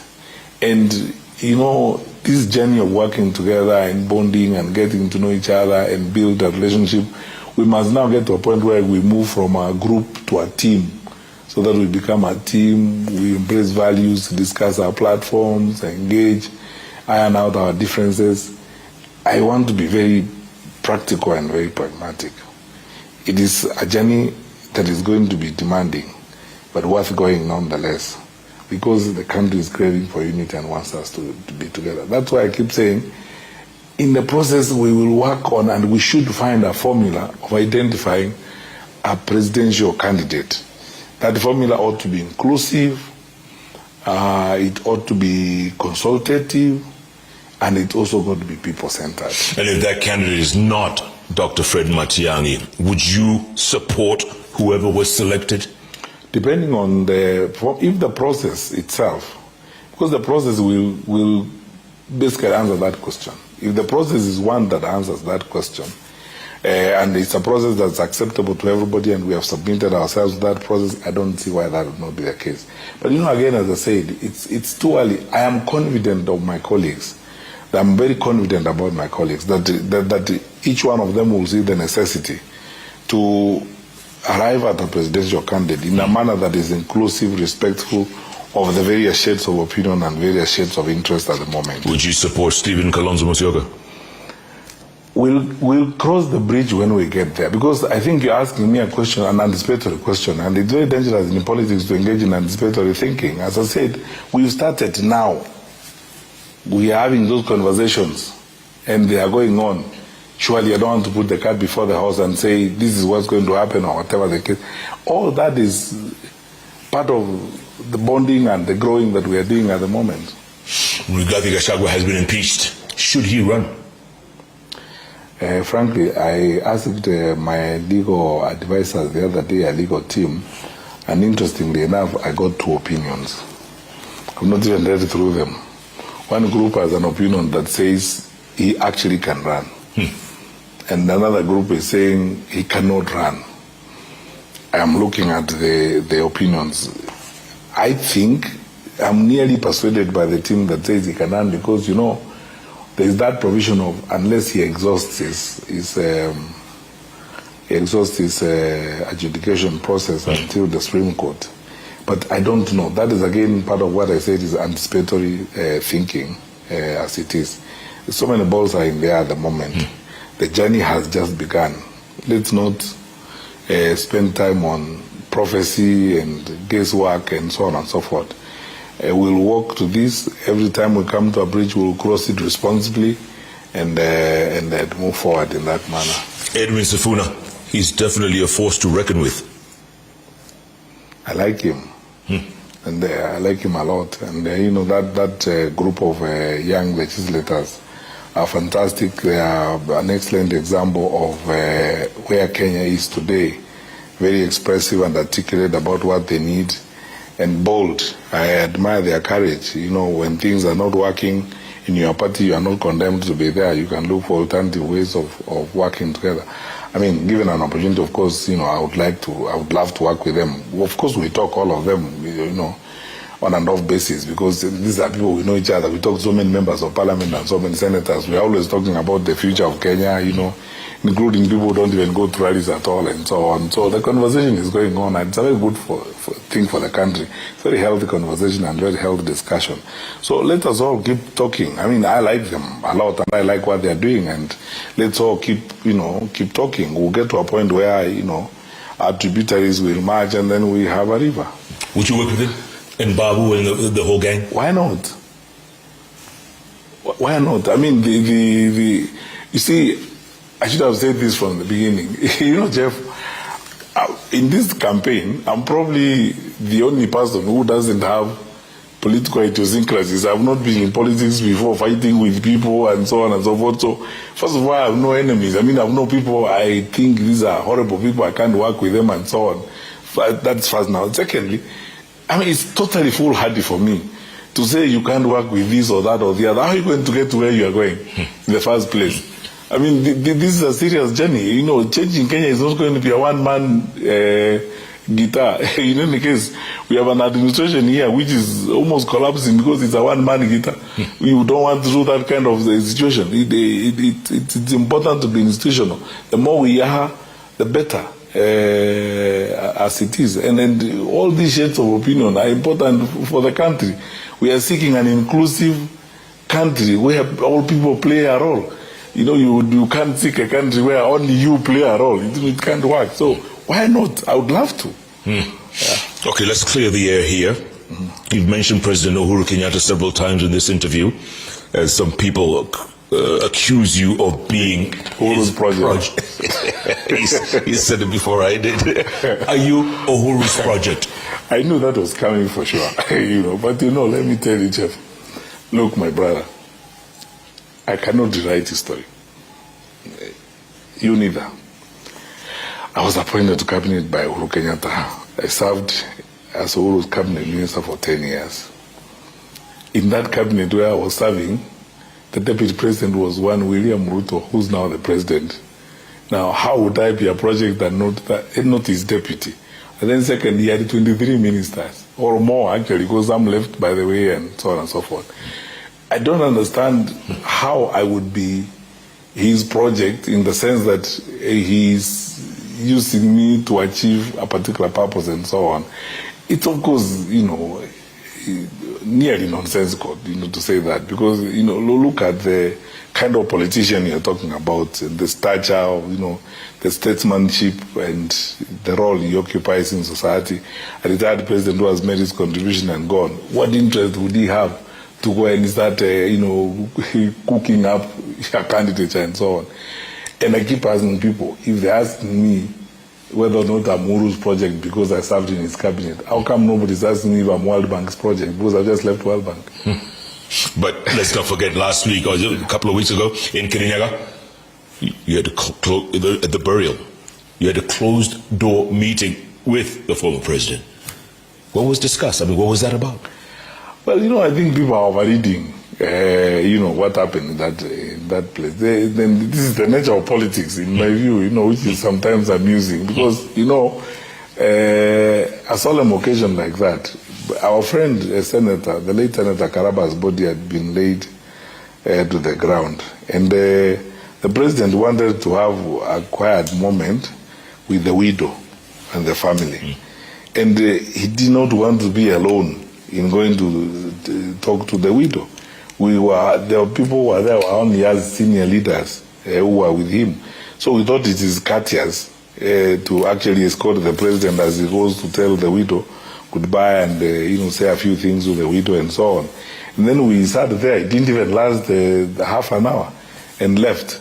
Now it's being made to look like the retired president has a secret meeting and so on and so forth. I think sometimes as a society, we also need to be a bit serious. That was just that. I don't think there's anything more than that. Tell me something. In this culture of handshakes, would you be willing to work with President William Ruto? No. What would we be discussing? What to work on him? Work with him on what? You see, look at his history. The people he has been wanting to work with, he's already quarreling with the ones he has been working with. So now, surely, am I going to be, am I from Mars?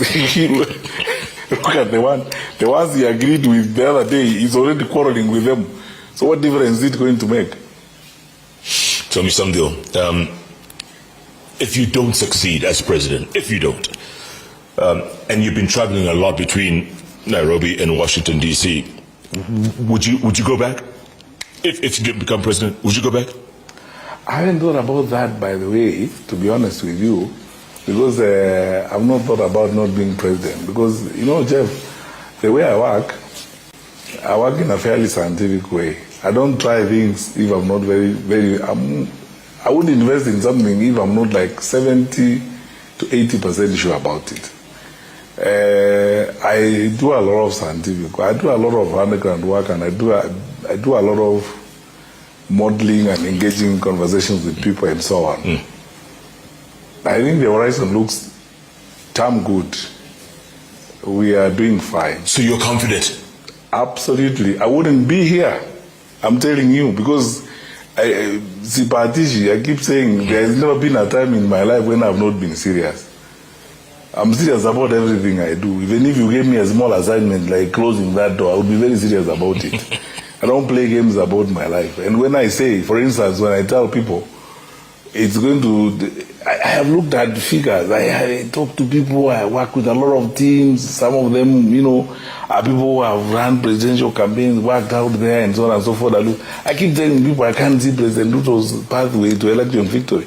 Forget about the brass and bravado campaign meetings saying nobody, hakuna mtu hapa anaweza kunishinda hapa. Forget about that. The truth is different. For ground. The truth is different and he knows it. Si ajui, anaijua hata yeye mwenyewe. Ukweli anaujua kabisa ni gani. Na sisi tunaujua. The question we keep debating among ourselves is to say, what difference do we want to make? And which one of you is going to be the one? That's the problem. There's too many of you in the lineup. Don't worry about that. Time will sort. The Kenyans will sort that out very well. They're not really capable of sorting it out. They know us. They have seen us around. Kenyans know what we can do. They have worked. Fortunately, there's none of us who's running for president who has just arrived from Mars. We've been around. We have been working here. We have been challenged to put our track record on the table. Mine has been here. I've been around here. Been fixing things in government. People know me. They know what I can do, and they know that I deliver results. And when I put my mind on something, I get it done. I get things done. I've never gotten the journalists from Nation who wrote the story about me being Mr. Fix-It. One day I'll get them to explain to me why. But I think it's because I get things done. And we are here. People know us. They know what Kenya needs, and they know who can provide that which Kenya needs. That's why I honestly believe that if there's an objective way of looking at a candidate who present real change, I'm the real change candidate. Freshness, focus on better management of the country, firmness to deliver results, to end some of these nonsense. Look no further. You are looking at that candidate. Speaking of nonsense, Matusi between your colleague, Rigathi Gachagua, and the president, back and forth. Matusi. I mean, what's that about? You see, Jeff, let me tell you something, my brother. God didn't create all of us the same way. Let's begin from there. And I think the world will be boring if we were all the same people. So each one of us have got our own talents, our own gifts. We bring to the table, you know, the tapestry of all these talents and, you know, skills and methods of skinning the rat. So I have been in no position to pass judgment on one's method versus my method, another person's method. All I can tell you is about my method. I believe in defending an argument, making an argument and defending it, dealing with the facts and facing people and respecting them. And I believe that one way we respect ourselves as a nation, first of all, is respect the institutions that we have. We are seeking the office. I am seeking the office of president, and I would like to draw a line on the minimum, the level of standard of engagement I would like to have with the occupant of that office at a particular time. I've said this in public before, that, you know, if you look at our constitution, the president is the head of state, and he's also the commander-in-chief of the Kenya Defense Forces. And in those roles, he doesn't have a deputy. It's a singular position. That is why the founding fathers of this nation described the president as Baba wa Taifa, the father of the nation. Now, as to whether or not he carries himself and lives up to that, that is now for him and the people to decide. But, you know, you hope as you keep going every day that that office will acquire that particular status. You know, when you think about previous occupants and how they carried themselves, and so you expect there's some things that are said by occupants, you know, of that kind of office, and you feel like you cringe a bit. But please, Jeff, let's leave that for another day. I want to focus on my game, play my game, and focus on the things I need to tell the people of Kenya on what I intend to do. Should I be so blessed and so lucky to be given the opportunity to go to that office. Okay. On that note, what would you do about national cohesion, about tribalism, about unemployment in this country? What would you do as president? You see, first of all, the question of national cohesion and the tribalism in the country, these are features that can be sorted out by inculcating and following a very, first of all, our constitution is very clear. I could be really clear about all the articles, 273, what is this about the treatment of public servants and deployment, fairness, meritocracy, and so on, which are necessary in the way in which we need to do. But look, my brother, the singular action and behavior of the occupant of the office of the president contributes a great deal to either reducing or increasing those ethnic tensions and sectional feelings. How?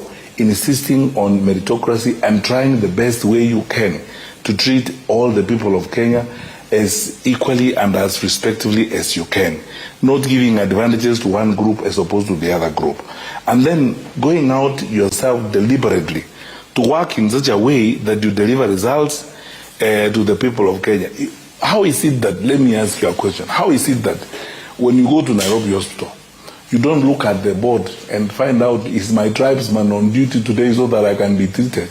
You go there and be treated because you are unwell and you meet the doctor you meet there who will treat you. Why can't government also work like that? That you see what people need are services. And we give the services to the people. If we work effectively and work objectively and provide fair government, then it's easier to deal with ethnic tensions and so on. How can you, for example, in a region, there are a total of 19 commands. 15 commands are in the hands of one ethnic community. What are you telling the country?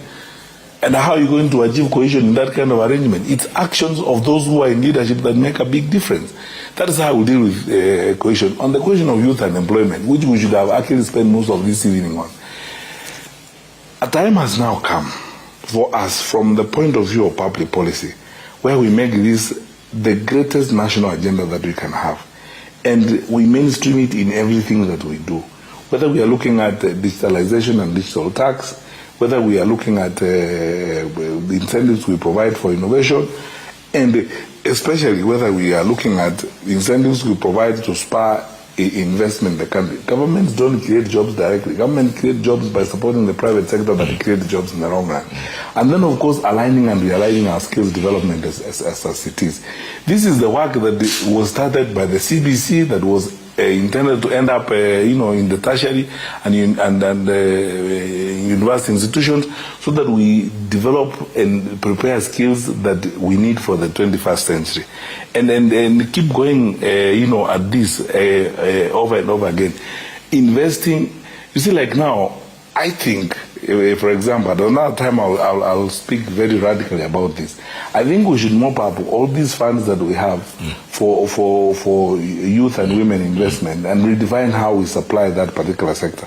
Because the youth investment and the women investment is probably not achieving as fast results as it ought to achieve at the moment because of the way in which we are managing that particular sector. So it will require like a pillar of reform driven and focused on how we will incentivize private sector, what we will do to ensure that we create employment, good quality jobs as we go along. And by the way, Jeff, if we reduce wastage in the public service and put resources where they will be more productive, sectors that will be more productive to the economy, we are likely to find opportunities for employment as we go forward. So it's having a 360 look at the economic environment, our investment, and the way we govern, as a way of saying, let's give ourselves a task. We want to create 1.5 million jobs, good quality jobs, and then how we are going to do that as we go along through those package of incentives, through skills alignment, and through providing resources for investment and for young people to deploy and then generate their own income and create employment. You talked about funds a couple of moments ago, Nyota Fund. Was it World Bank grant, was it not? It is a World Bank grant, and in Africa, it's a few countries that are working on that. Rwanda, Angola, I think Benin, the last time I checked, and Kenya, which are the first phase of the trial, among others. They could have increased. What is interesting, and I hope Kenyans read this when they see it all the time, is only in Kenya where the president is involved in Nyota Fund. Even in Benin, You can see, go to some small countries. The president is not involved. It operates bureaucratically, and the way it's being implemented with skills development, selection of the youth, and involvement of the youth is totally depoliticized. But you know, here it is a political terrain. It's hopelessly politicized, and in most cases, I ask myself this very common sense question: you fly to Kilifi, you take helicopters, you have a motorcade of 50 vehicles. You take PSS and ministers and all these government operatives who sleep there, PDMs, NINI, police, to go and press the phone like this, to move money that you would have actually pressed from KICC or from Arambe House. You know, I don't know, but honestly, I think we need to be serious. We just need to be serious. And now, because I think there are no things to do, people are now claiming it. Oh, nimewaletea sasa mimi nimewaletea nyota. This is a World Bank grant. Jehovah. Let's be serious about these things. Real quick before we get to the closing remarks, there's some parents who have said CBC should be scrapped. What do you think? No, God forbid that we go that direction. What they should be saying is that let us have a better government, a better president, and a better minister of education. That's what we need. CBC is the way to go. By the way, competence-based training is now almost universal. Jeff, people don't know, when these discussions were happening on transitioning our education, we had had a curriculum for 24 years, which had not been reviewed and so on. You know, this is in line with when we started Vision 2030. The focus is training and preparing our young people, or generally our labor market, for the skills that are available in the labor market, as it were. So the process of getting to the competence-based training is not, first of all, it's not singularly a Kenyan process. This debate has been going on globally for a very long time, and Kenya cannot be left out of it. The challenges we have in managing the implementation of the curriculum should not make us think that there's anything wrong with the curriculum. The problem we have, as I said, is the poor management, poor deployment of it, and frankly speaking, I think the president not paying attention to the sector as much as he should. Yeah. Quick thoughts on SHA and affordable housing. People are being taxed left, right, and center. What are your thoughts? UHC, or Universal Health Cover, it's a dream that every country and every society has, to try and treat our people, afford medicine and treatment for our people. SHA may have been a good idea, but frankly speaking, it is not working as it's being implemented. I was reading a story the other day, somebody was telling me about a mother who's languishing in a hospital in Gitui, whose child was bitten by a snake over Easter. And the poor woman is there with the child, with no payment has been done. If you go to hospital today, if we walked out of here with you, we went to visit a patient in hospital, by the time we leave, we will be having about 10 or 15 requests to support the payment and so on. Damn thing is not working. So it is a total overhaul or a review of the system. In fact, personally, I would rather we turn to the reforms we are carrying out in the National Hospital Insurance Fund arrangement and build gradually in that kind of manner. It's not going to be a switch off, switch on affair. It will take time for us to do it. We should have been much more patient about it and implemented it incrementally as we go along and build systems as we go along. It wasn't going to happen in a day's affair. That's what I think. For housing, I would do away with it, honestly. I would do away with the housing levy. It's over-taxation. We debated this thing when we were in government, and ended up with, at best, a voluntary scheme where those who seek to benefit from it can contribute to it.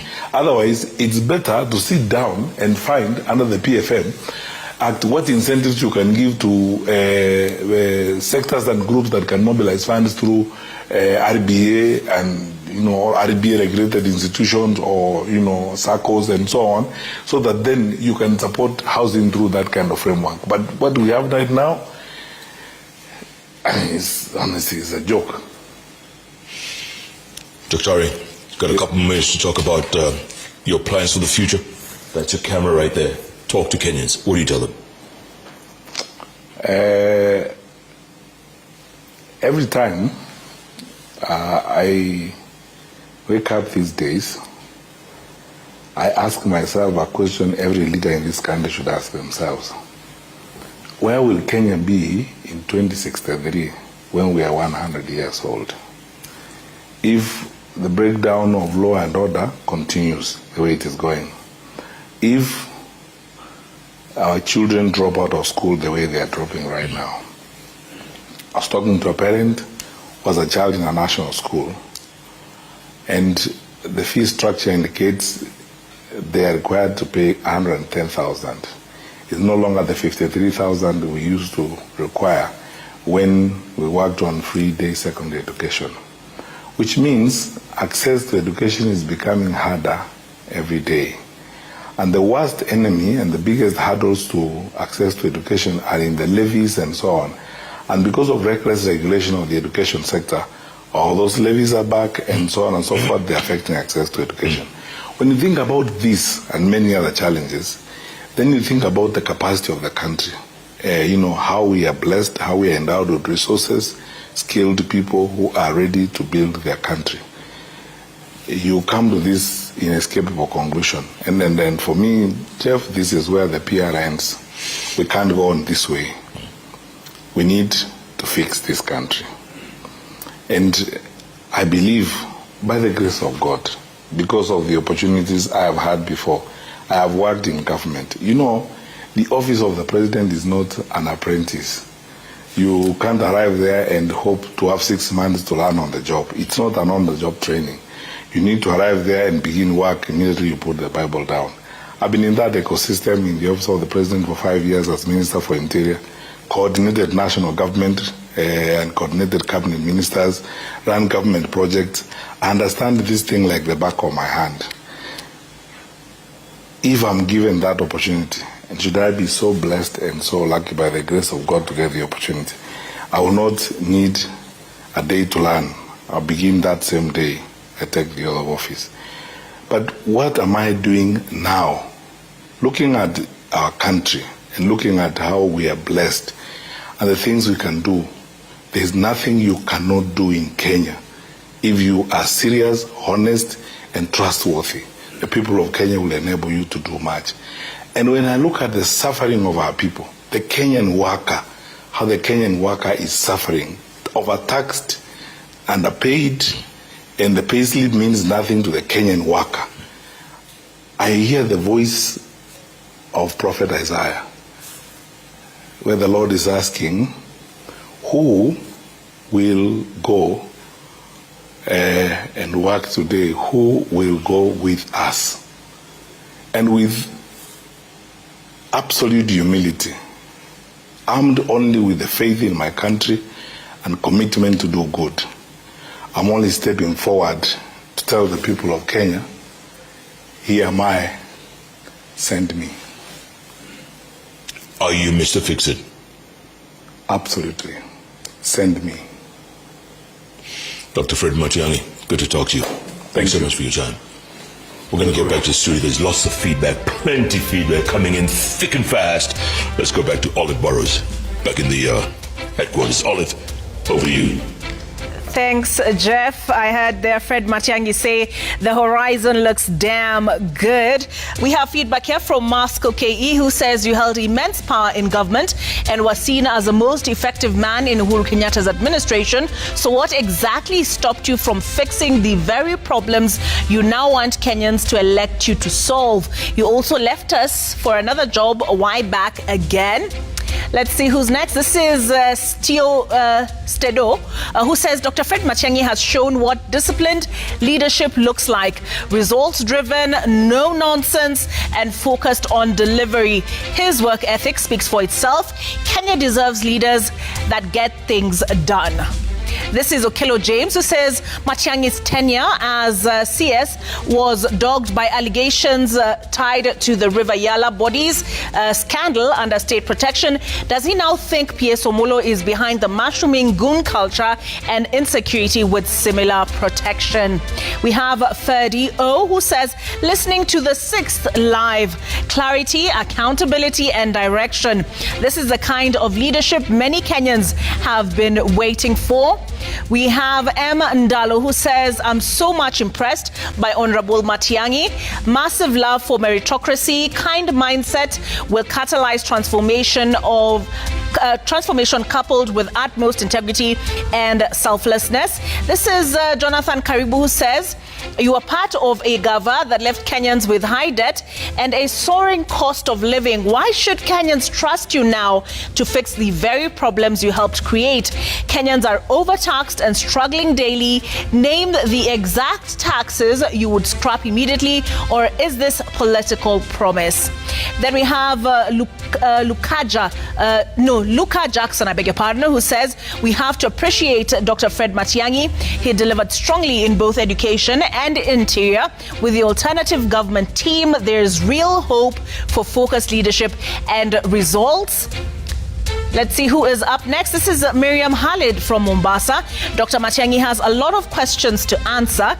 Kenyans, especially regarding his tenure in the cabinet, which included the River Yala body's horror, alleged theft of government land in Ruaraka, not to mention misuse of power to the point of switching off media and humiliating then DP. Kenyans deserve answers. That is Miriam from Mombasa.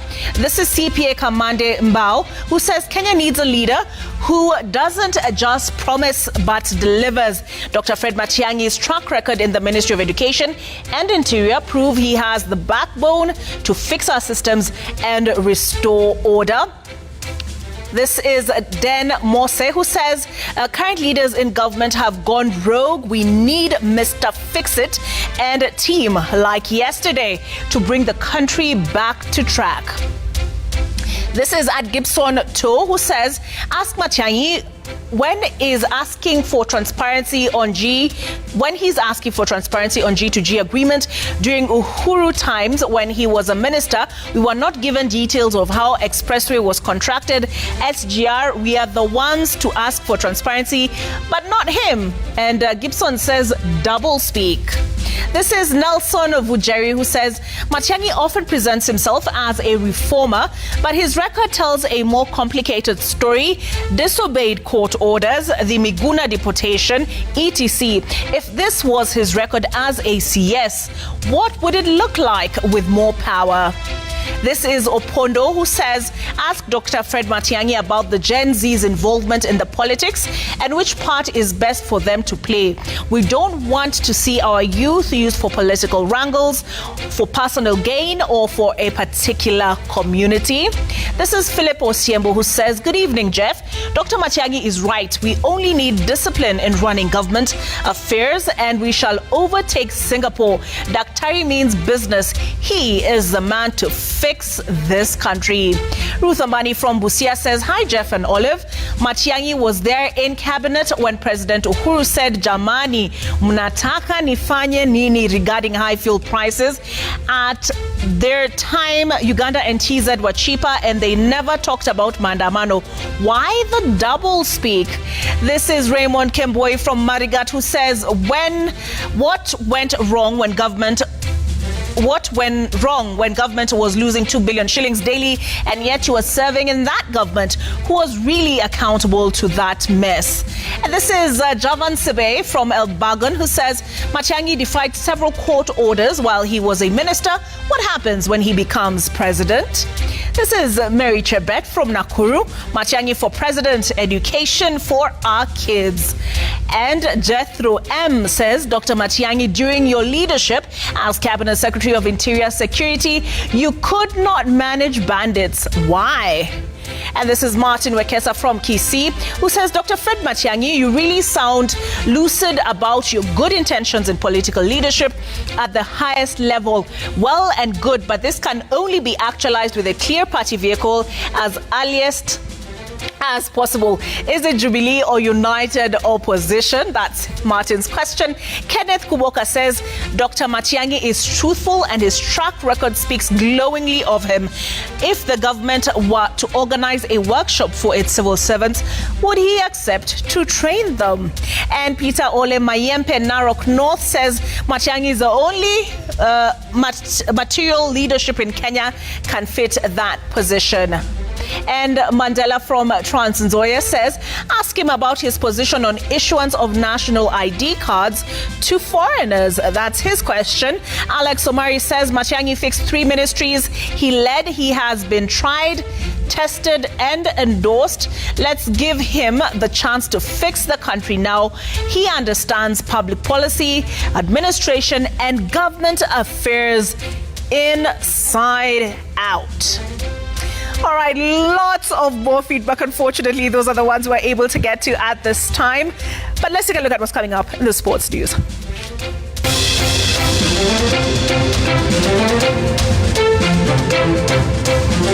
Coming up in sports, Shujaa finished strong in